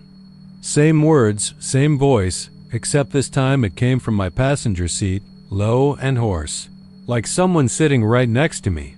Please, stop, before it's too late. I jerked my head, and of course, no one was there. I cursed it out loud just to hear a sound that was actually mine, hoping it would cut through whatever the hell was happening. My throat was dry, and I kept glancing.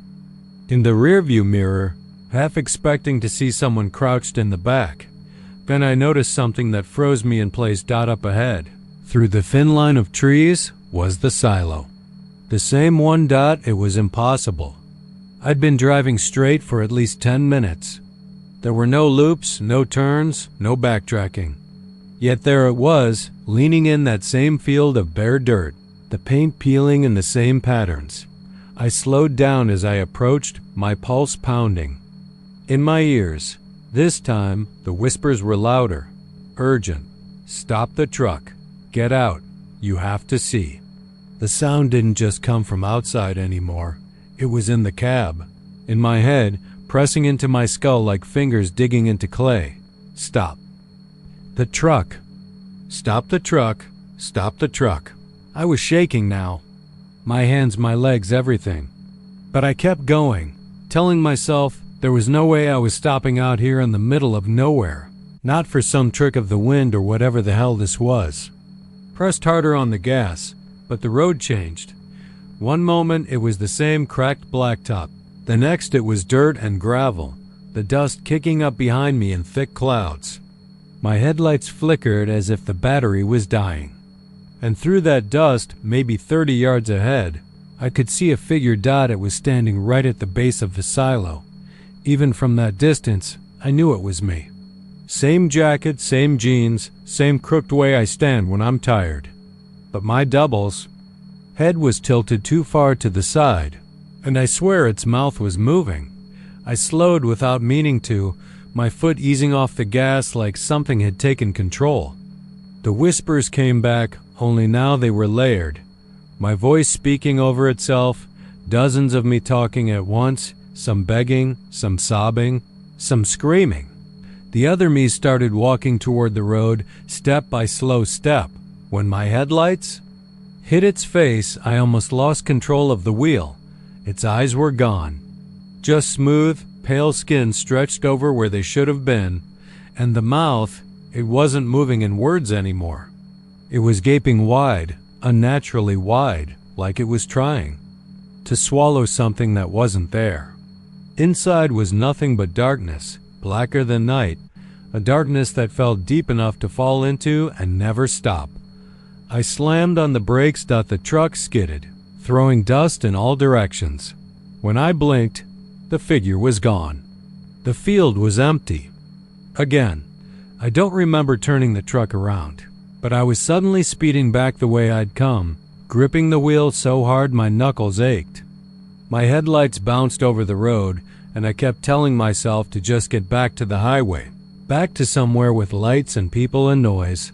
But less than 5 minutes later, I saw it again. The silo dot this time, there was no wind, no whispers, just a suffocating silence that made my ears ring.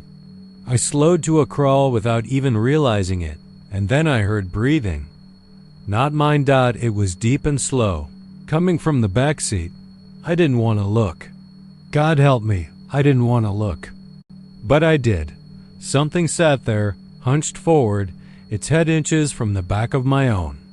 It wore my clothes, my skin, my face, but everything was slightly wrong. The proportions, the way the jaw hung too loose, the way the neck bent too far to the left. Its lips moved without sound, and then slowly they formed words. Stop. The truck. I must have blacked out for a moment, because when I opened my eyes again, I was standing outside. The truck's engine was off. The keys were in my pocket, and the silo loomed over me. Its door opened just a crack. Inside was nothing but darkness, and my own voice whispering from deep within, over and over, "Come see." I don't remember walking toward it, but I do remember the smell like earth, and rot and something wet that had been sealed away for too long. The closer I got, the more I felt that darkness wasn't empty. It was full of something, pressing against itself to stay inside. Just before I touched the door, I heard movement. Not from inside, from behind me. I turned and my truck was gone. The road was gone. The field stretched out in all directions, flat and dead under a sky with no stars. The only thing left was the silo dot, and then I understood the whispers. They weren't warning me. They were calling me home. The last thing I remember is stepping inside and the door swinging shut behind me. If you ever drive FM 1073 at night and you see that tall, peeling grain silo, keep going. Don't listen. Don't look, because if you hear the whispers in your own voice, it's already too late.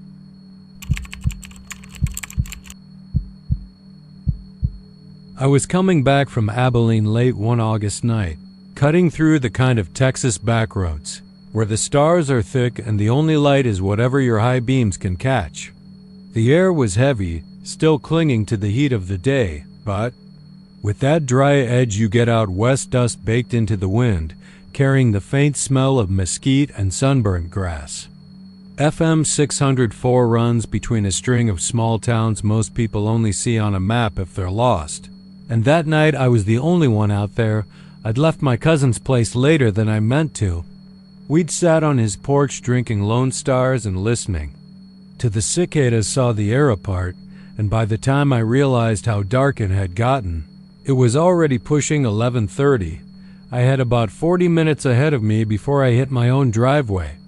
I know those roads like the back of my hand, but something about that night put a weight in my gut from the start, maybe the way the sky seemed too dark, swallowing the moon, or how even the sound of my tires on the asphalt seemed muted.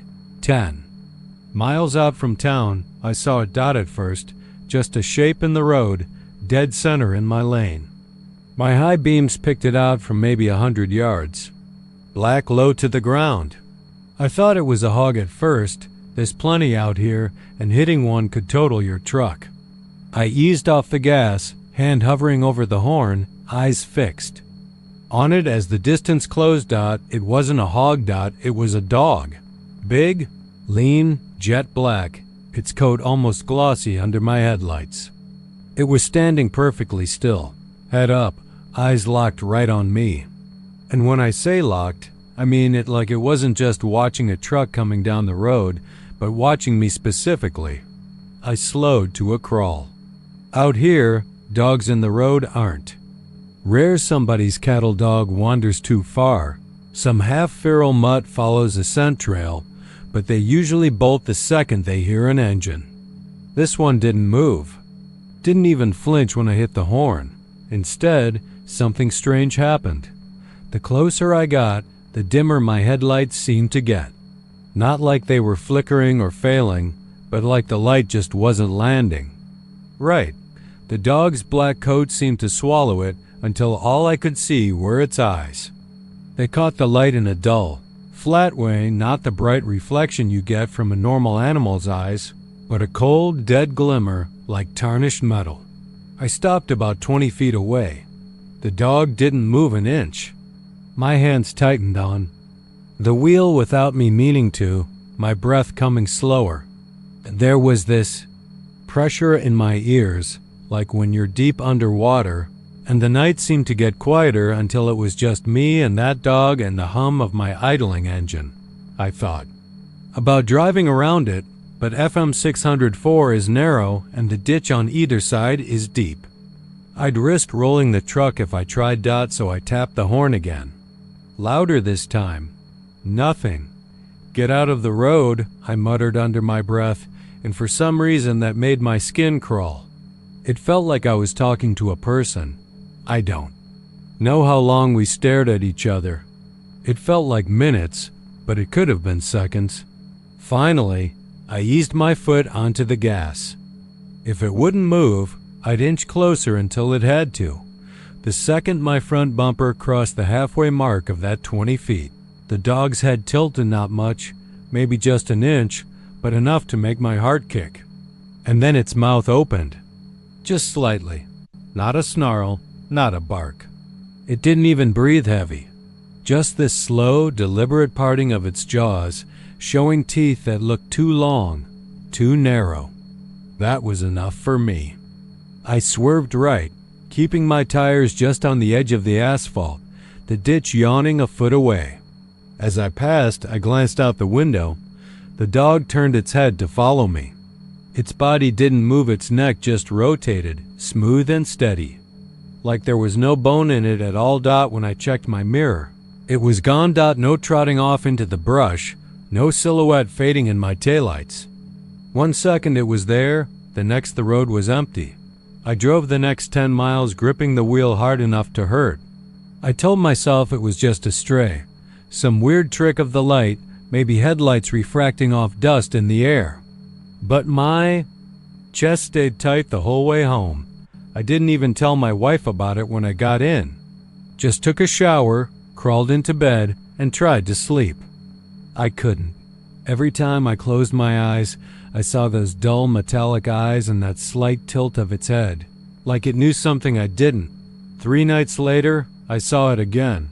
This time, I wasn't on FM 604.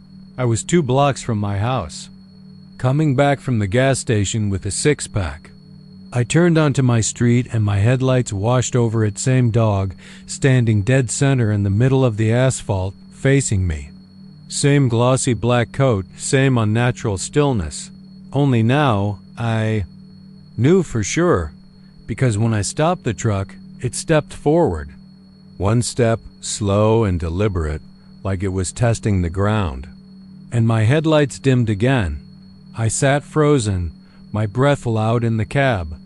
My hand was halfway to the gear shift to throw it in reverse when the dog opened its mouth just like before. And this time, I swear I heard it. Not a growl, not a bark, but words. Soft, low, like someone whispering through a wall. I couldn't make them out, but they slid into my ears and made my stomach twist. My beer bottles rattled in the passenger seat, and for a second I thought I felt the truck shift, like the weight in the cab had changed. That was it. I slammed the truck into reverse, backed up fast, took the long way around the block. By the time I came back to my street from the other end, it was gone. I told myself I was losing it. Stress, long hours, too much caffeine. But deep down, I knew better. Over the next 2 weeks, I started seeing it more. Not just on the road, on the edge of fields, standing in the tree line by the park, once in the empty lot across from the diner where I eat lunch. Always watching. Never chasing, never getting closer unless I did first. And every time, my vision would dim just a little, like a curtain drawing between me and the rest of the world. Then last night, I woke up to the sound of nails clicking. On the tile floor in my hallway. My wife was asleep beside me. The sound was slow, deliberate, like something taking its time. I didn't move, didn't breathe, just listened. It reached the bedroom door and stopped. I stared at the dark space. Under the door, My eyes adjusted just enough to see two shadows, perfectly still, not shifting like a person's legs would. Then, slowly, they moved, not away lower. Like something had crouched down to look under the gap. Two dull metallic glints caught the faint light from the window. The whispering started again, louder this time. I still couldn't make out the words, but the sound sank into my chest, cold and heavy, until I felt like I couldn't breathe. My wife stirred beside me, mumbling in her sleep, and just like that, it stopped. I lay awake until sunrise. When I finally worked up the nerve to open the door, the hallway was empty. But there were wet paw prints on the tile, leading back toward the front door. They stopped halfway. No smudge, no turn, just stopped. I don't think it wants to scare. I'm me. I think it's waiting. And last night, for the first time, I understood a single word it said. It whispered my name.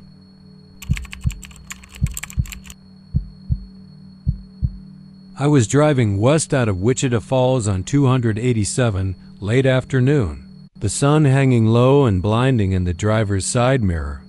I'd left early that morning from Dallas after visiting my sister, figuring I'd make Amarillo before nightfall, maybe grab a cheap motel off the highway.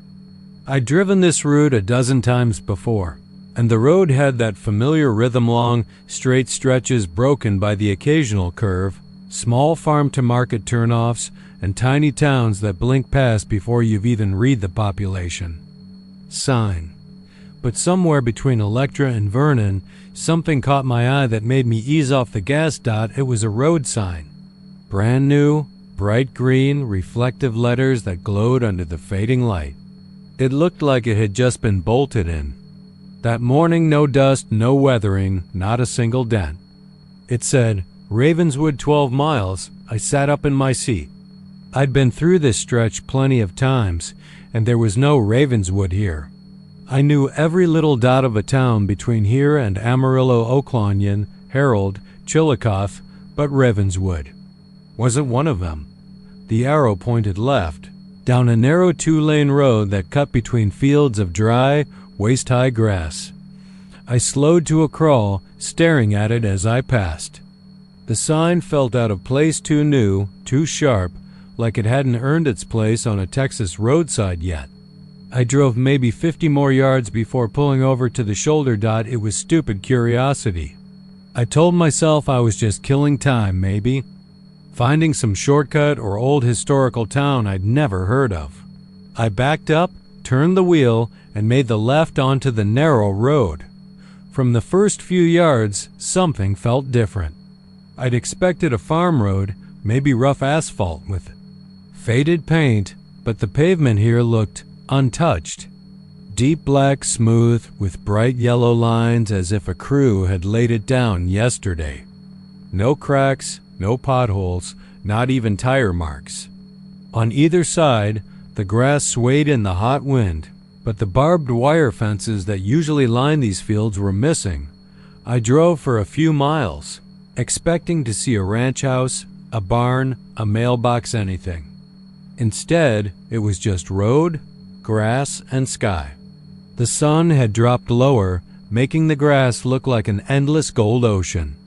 My phone, sitting in the cup holder, buzzed once with a notification before going completely dead.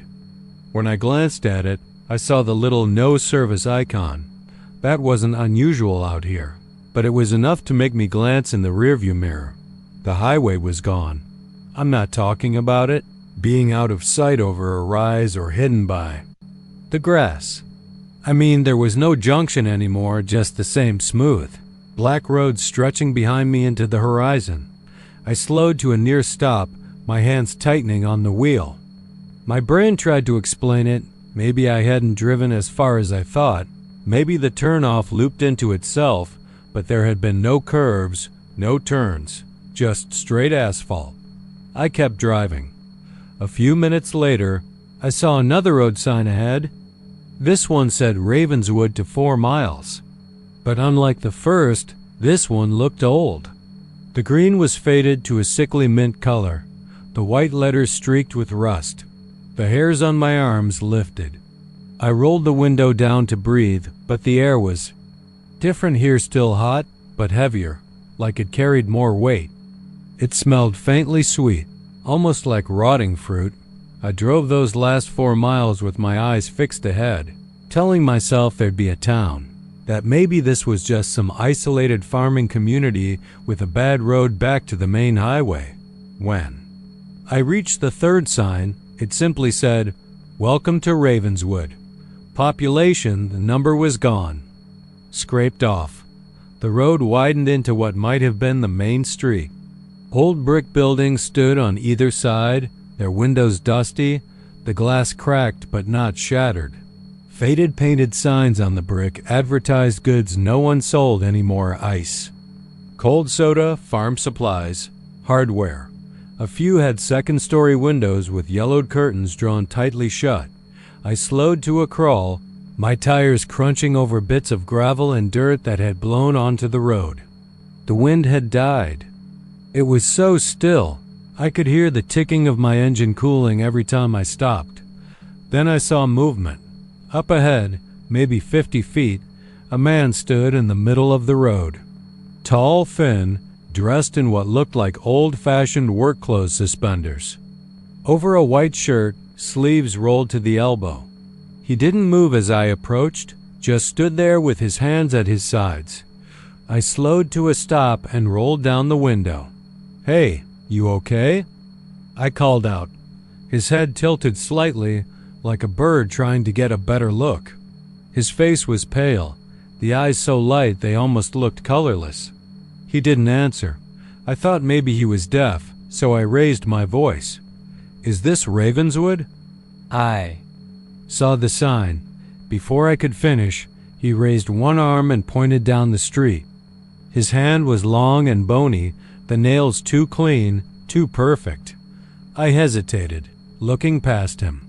There was an old water tower in the distance, its legs rusted to near collapse. When I looked back, he was gone, not walking away, not slipping into a building, just gone.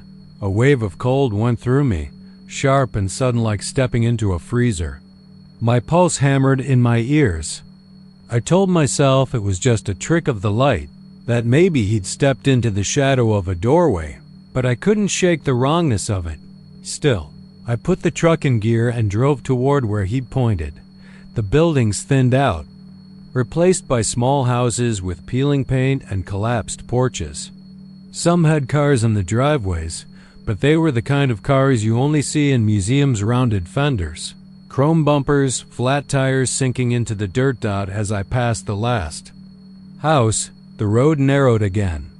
I thought it would loop around or connect to another farm road, but instead it ended. Just ended. The black asphalt stopped abruptly at a wall of trees, thick and dark. I killed the engine. The silence pressed in hard now. I got out my boots, crunching on the gravel shoulder, and walked to where the road vanished. The trees looked unnatural, like they'd been planted in a straight line. I reached out to touch the nearest one, and my hand met something cold and smooth like glass. It wasn't a tree at all. It was a wall, a perfectly clear wall stretching up and out of sight. On the other side, the trees were still, their leaves frozen mid-rustle, as if caught in a photograph. A sound behind me made my skin tighten. Footsteps. Slow, deliberate, crunching. In the gravel, I turned. The man from the road stood about 20 feet away, but now there were others behind him. A woman in a faded blue dress, a little boy holding a ragged stuffed animal, an old man with a cane. All of them pale, all of them still, all of them staring at me. The man in suspenders stepped forward, and when he smiled, his teeth were perfect. Too perfect.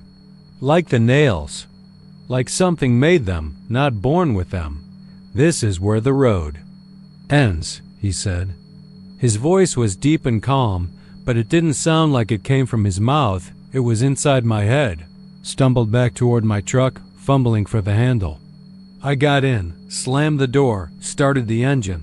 When I threw it into reverse, The rearview mirror showed nothing but black. Not the street, not the buildings, just a void. The man was at my window now. His face was inches from the glass, eyes flat and unblinking. "You followed the sign," he said. "Now you stay." The void behind me began to move, creeping closer, swallowing the road, the houses, the people. It was silent, but I could feel it like being pulled underwater. I floored the gas. The truck lurched forward, but the asphalt stretched on endlessly now. No turns, no junctions, no way out. The last thing I saw in the mirror before the black. Took it all was a green sign, brand new and shining. Ravenswood 1 mile, and I think I'm still driving.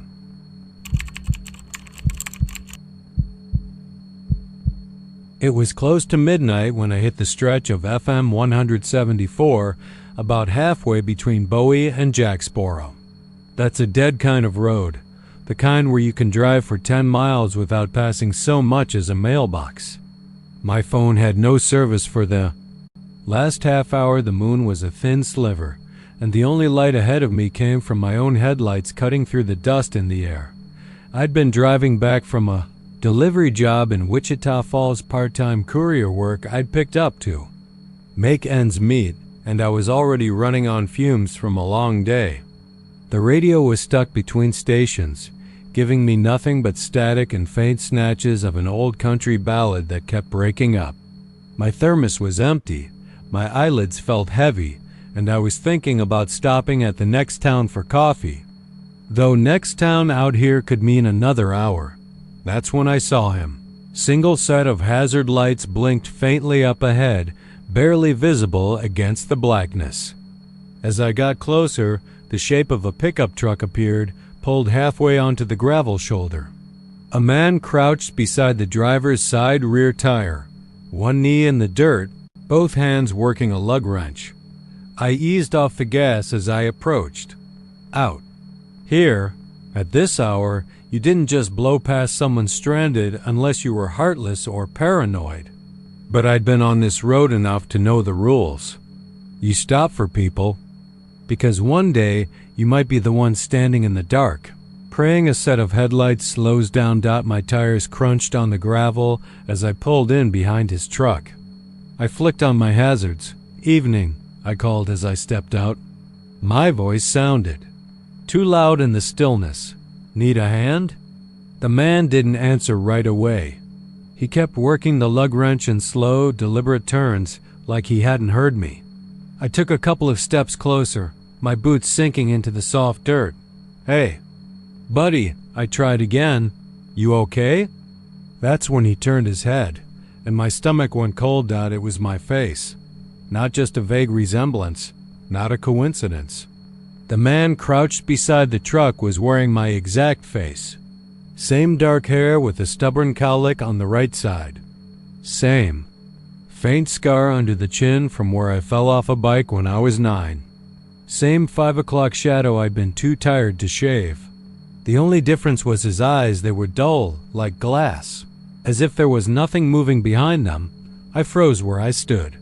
My brain scrambled for an explanation, brother. I didn't know about drunk hallucination, some bizarre prank. My pulse thudded hard in my ears. The other me, because I didn't know what else to call him, stood up slowly, holding the lug wrench loosely in one hand. He tilted his head at me the way a dog does when it hears something it doesn't understand. "You shouldn't be here," he said. His voice was mine, too. Same tone, same inflection. I took a step back without meaning to. "What the hell is this?" His mouth curved into something that might have been a smile if it wasn't so empty. "You always stop. You always get out. You shouldn't." I wanted to turn and bolt back to my car, but some stubborn part of me, some stupid, curious part, made me take another step closer instead. "Is this a joke? Did someone put you up to this?" He didn't answer. Instead, he turned back toward the tire. Only now I saw it wasn't flat at all. The rubber looked brand new, still slick with road dust. There was no jack, no removed lug. Nothing that suggested any real repair was happening. The air felt wrong, heavier, like the atmosphere right before a Texas thunderstorm. My hands were starting to sweat, my throat dry. "I'm leaving," I said, trying to keep my voice steady. That was when I heard footsteps from behind me. I spun around, but the road was empty in both directions.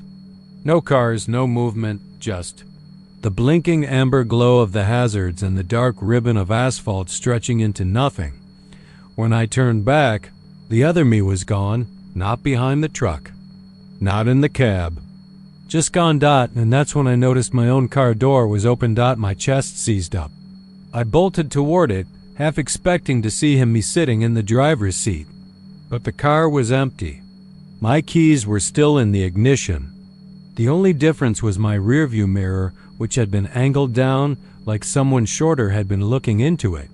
I slammed the door, fired up the engine, and pulled back onto the road faster than I should have. I kept glancing in the mirror, half expecting to see headlights tailing me, but the road stayed empty. I thought maybe I'd imagined it all. Sleep deprivation, low blood sugar, some trick of the light that made the guy look like me. But the rationalizing only got me so far, because when I got home, there was something taped to my front door. A photograph. It was me, standing on the shoulder of FM 174, looking at a man crouched by a pickup truck. But in the picture, the man's face wasn't visible. Just a blur, like the camera had smeared him out. Only thing is, I don't remember anyone taking a picture. And when I flipped it over, written in black marker were 3 words: "Next time, you."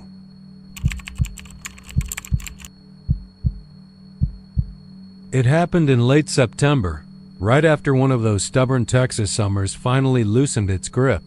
I was driving back from Lubbock to Abilene, taking a slower, rural route because I'd had enough of the interstate.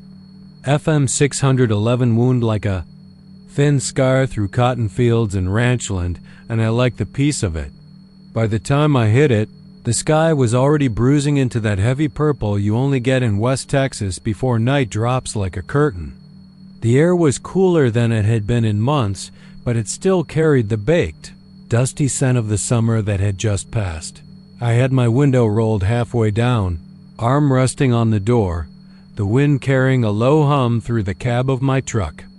The road out there is lonely in the kind of way that makes you feel like the last living soul for miles.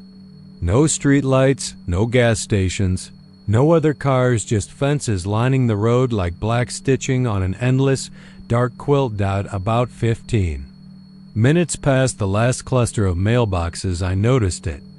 A long stretch of old wooden fence running parallel to the road, maybe 20 yards off. I barely gave it a second glance at first. Weathered cedar posts, each topped with rusty wire loops where barbed wire had been strung decades ago. Most ranch fences in Texas look just like that, leaning slightly from years of wind and rain. But as I passed the first few posts, something in my peripheral vision tugged at me. They weren't just leaning. They were moving, slowly, subtly, like the sway of grass in a breeze, except there was no breeze. I eased off the gas and kept my eyes on the fence. Every 4th or 5th post seemed to shift, then tilt back upright. The motion was smooth, rhythmic. It took me a second to place it. It looked exactly like the way a rib cage rises and falls when someone is breathing. Long inhale, slow exhale. But it wasn't just one post doing it. The movement traveled down the fence line, post to post, in perfect sync. Inhale, exhale, inhale, exhale. My scalp prickled.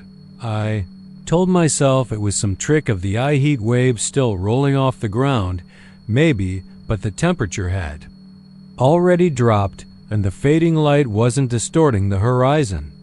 These posts were moving, steady as a heartbeat. I should have kept driving. Instead, I slowed to a crawl. That's when I saw the soil between the posts wasn't quite right.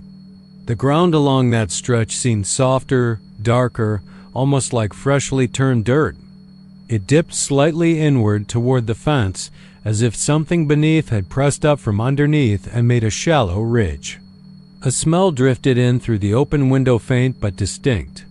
Wet wood, mold, and something sharper underneath, like iron or old blood. I told myself it was probably just some rancher replacing posts, and the damp earth was from the work. The breathing motion, my tired eyes, my overactive imagination. I pressed the gas and pushed the truck up to 60, watching the fence recede in my mirrors until the movement blurred into the distance. But the smell lingered in the cab far longer than it should have. I didn't think about it again until 2 nights later. I was sitting at a diner in Abilene, killing time before heading home. An older man in a faded feed store cap slid onto the stool next to me. He ordered coffee and biscuits, and we got to talking the way strangers do in small towns. I mentioned I'd come through FM 611 recently, and his expression shifted. He didn't frown exactly, but his eyes tightened like he was remembering something sour. "You see the fence?" he asked. I played dumb. "What fence?" "The one past Milsom Road. Been there longer than me. And I'm older than the dirt it set in." I told him I'd noticed it. "Yeah." Then I told him, half joking, that it had looked like it was breathing. He didn't laugh. "You keep driving," he said, his voice flat. "Next time, don't slow down. Don't look too close." When I pressed him, he only shook his head and muttered, "It's older than this county, and it's hungrier than most things you'll meet in your lifetime." I should have let it go. I didn't. That weekend I drove back out there, telling myself I just wanted a better look in daylight.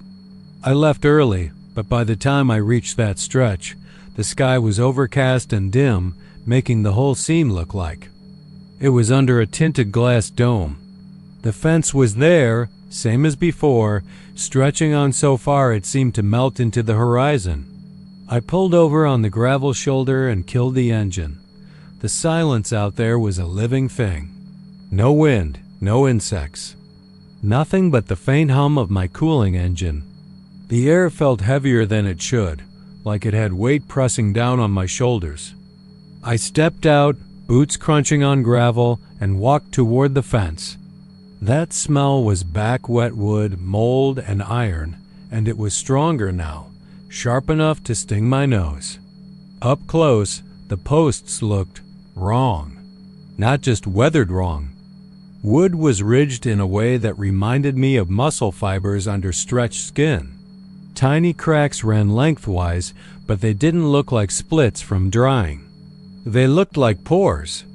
I reached out without thinking and laid my palm against one. The wood was warm. It wasn't the faint warmth of sun-baked cedar. It was body warm, radiating steady heat like it had blood moving inside it. And beneath that solid surface, I swear I felt a faint, slow pulse. I yanked my hand back so hard I stumbled. Something shifted in the corner of my vision. The post I'd touched straightened a fraction.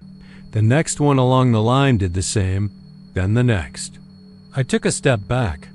All down the fence line, post after post began to move, inhaling together, then exhaling, the wires between them tightening like tendons. The soil at their bases trembled. A low sound rose in the air, not quite a growl, not quite a moan, but something in between. It seemed to come from everywhere at once. I turned to head back to the truck, but the ground under my boots gave slightly, like stepping on a sponge. The dirt bulged between the posts. A seam split open in that soft ridge of earth, and something, pale and slick, pressed through. It looked almost like a knuckle, then another beside it, then something that could have been a hand if a hand had too many joints and no nails. The fence exhaled again, and the smell hit me so hard I gagged. I didn't wait to see more. I ran for the truck, slammed the door, and threw it into gear. In my rearview mirror, the fence swayed, almost lazily, like it was watching me leave. That night I couldn't sleep. Every time I closed my eyes, I felt that warmth under my palm again. I kept telling myself I'd imagined the pulse, the movement, the thing in the dirt. By dawn, I'd almost convinced myself. Until I saw the streaks on my hand. They were faint, like thin splinters had grazed me, but each mark was perfectly parallel to the others, and each one oozed the tiniest bead of blood. When I pressed my palm, it felt tender, bruised. The pattern didn't match barbed wire or wood grain. It matched fingers. It's been a week since then. I haven't gone back, but I've noticed something I can't explain. Every day when I drive home from work, I pass the short picket fence along my neighbor's yard. And every day, the posts are angled just slightly differently than the day before. Sometimes leaning toward me, sometimes away, sometimes straight, like they're holding their breath. Last night, I woke up to a noise outside my bedroom window. Not knocking, not scratching, just a slow, steady rhythm. Inhale, exhale, inhale, exhale, and faintly, under the night air, the smell of wet wood and iron.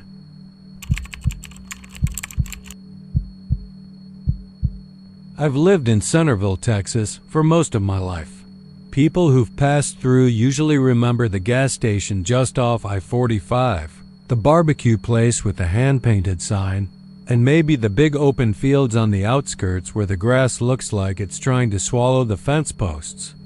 But for folks like me, who grew up here and know the backroads better than the main streets, there are roads you just don't take unless you have to. FM 489 is one of them. It's not that there's anything obviously wrong with it on the surface. It's just a 2-lane farm-to-market road, stretching east from town into ranch country. But it's quiet, the kind of quiet where you notice your own breathing. At night, the road gets so black it eats the light from your high beams, and there's this feeling like the darkness is pushing in on you from all sides. Folks in town tell stories about it, sure, but in a way that's half joking, like they're talking about the haunted stall in the old Dairy Queen bathroom. It's something you're supposed to laugh about until you drive it alone. I never paid much attention to the rumors. My dad used to say it was all just small town. Brain rot. People with too much time and too little to do. But then last fall, I was coming home from Mejia late one night, and the GPS told me to take FM 489. Normally, I'd have gone back to I-45 and looped around, but I was tired, and it said this route would save me almost 20 minutes. The first few miles were fine. The road cuts between fields, and the fences run parallel on either side like railroad tracks. I had the radio on low, just some static-filled country station. The night air was cool enough that I cracked the window, letting in that dusty, earthy smell you only get out in ranch country after dark. Then I saw headlights ahead of me. That might not sound strange. It's a road, after all. But out there, at that hour, you can drive 10 miles without seeing another soul. The headlights came on slowly, like whoever it was had just topped a hill or come around a bend. They were far off, a pale glow against the black, but they got brighter, closer. When the car came into view, it was an old sedan. Not vintage in a charming way, just old. Paint faded to the color of cigarette ash, chrome-pitted and dull. It looked like something that should have been rusting behind a barn. I always give a little wave when passing someone on a back road. Just a habit. My fingers came up off the steering wheel as the sedan closed the last 100 feet. That's when I saw the driver. He was grinning at me. Wide, toothy, and unnatural, like he'd been waiting for me all night. And then I saw why it looked so wrong. It was me. Not just someone who looked vaguely similar. It was my face, aged. 20, maybe 30 years, skin creased and leathery, hair gone mostly white. And where my eyes should have been, there were only black hollows, like someone had scooped them out. The sedan passed in a flash. I felt a wave of cold, a physical thing, like a shadow moving through me. My stomach lurched, and I realized I'd drifted toward the center line. I jerked the wheel back, my hands slick with sweat.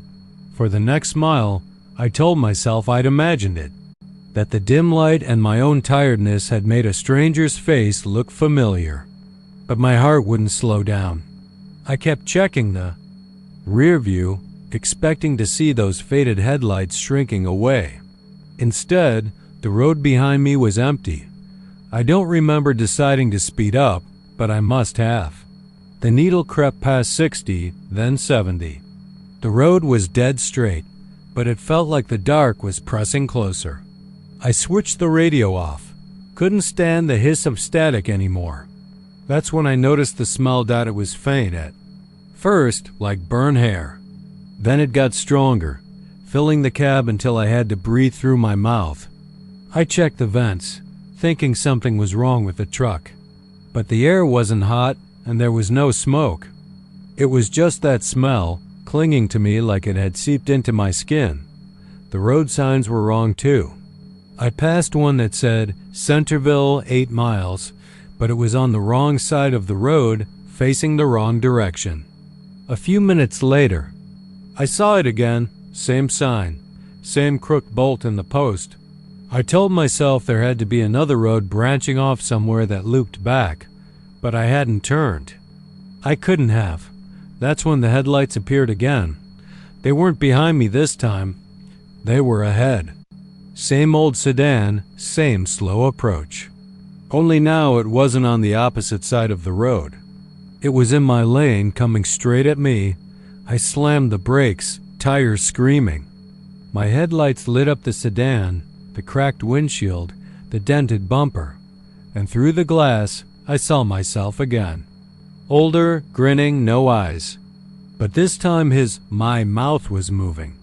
I couldn't hear it over the pounding of my blood. But I could see the words on his lips. Not yet. The sedan swerved at the last second, missing me by inches. My truck fishtailed, gravel spitting from the shoulder. By the time I wrestled it straight, the sedan was gone. No taillights, no dust cloud.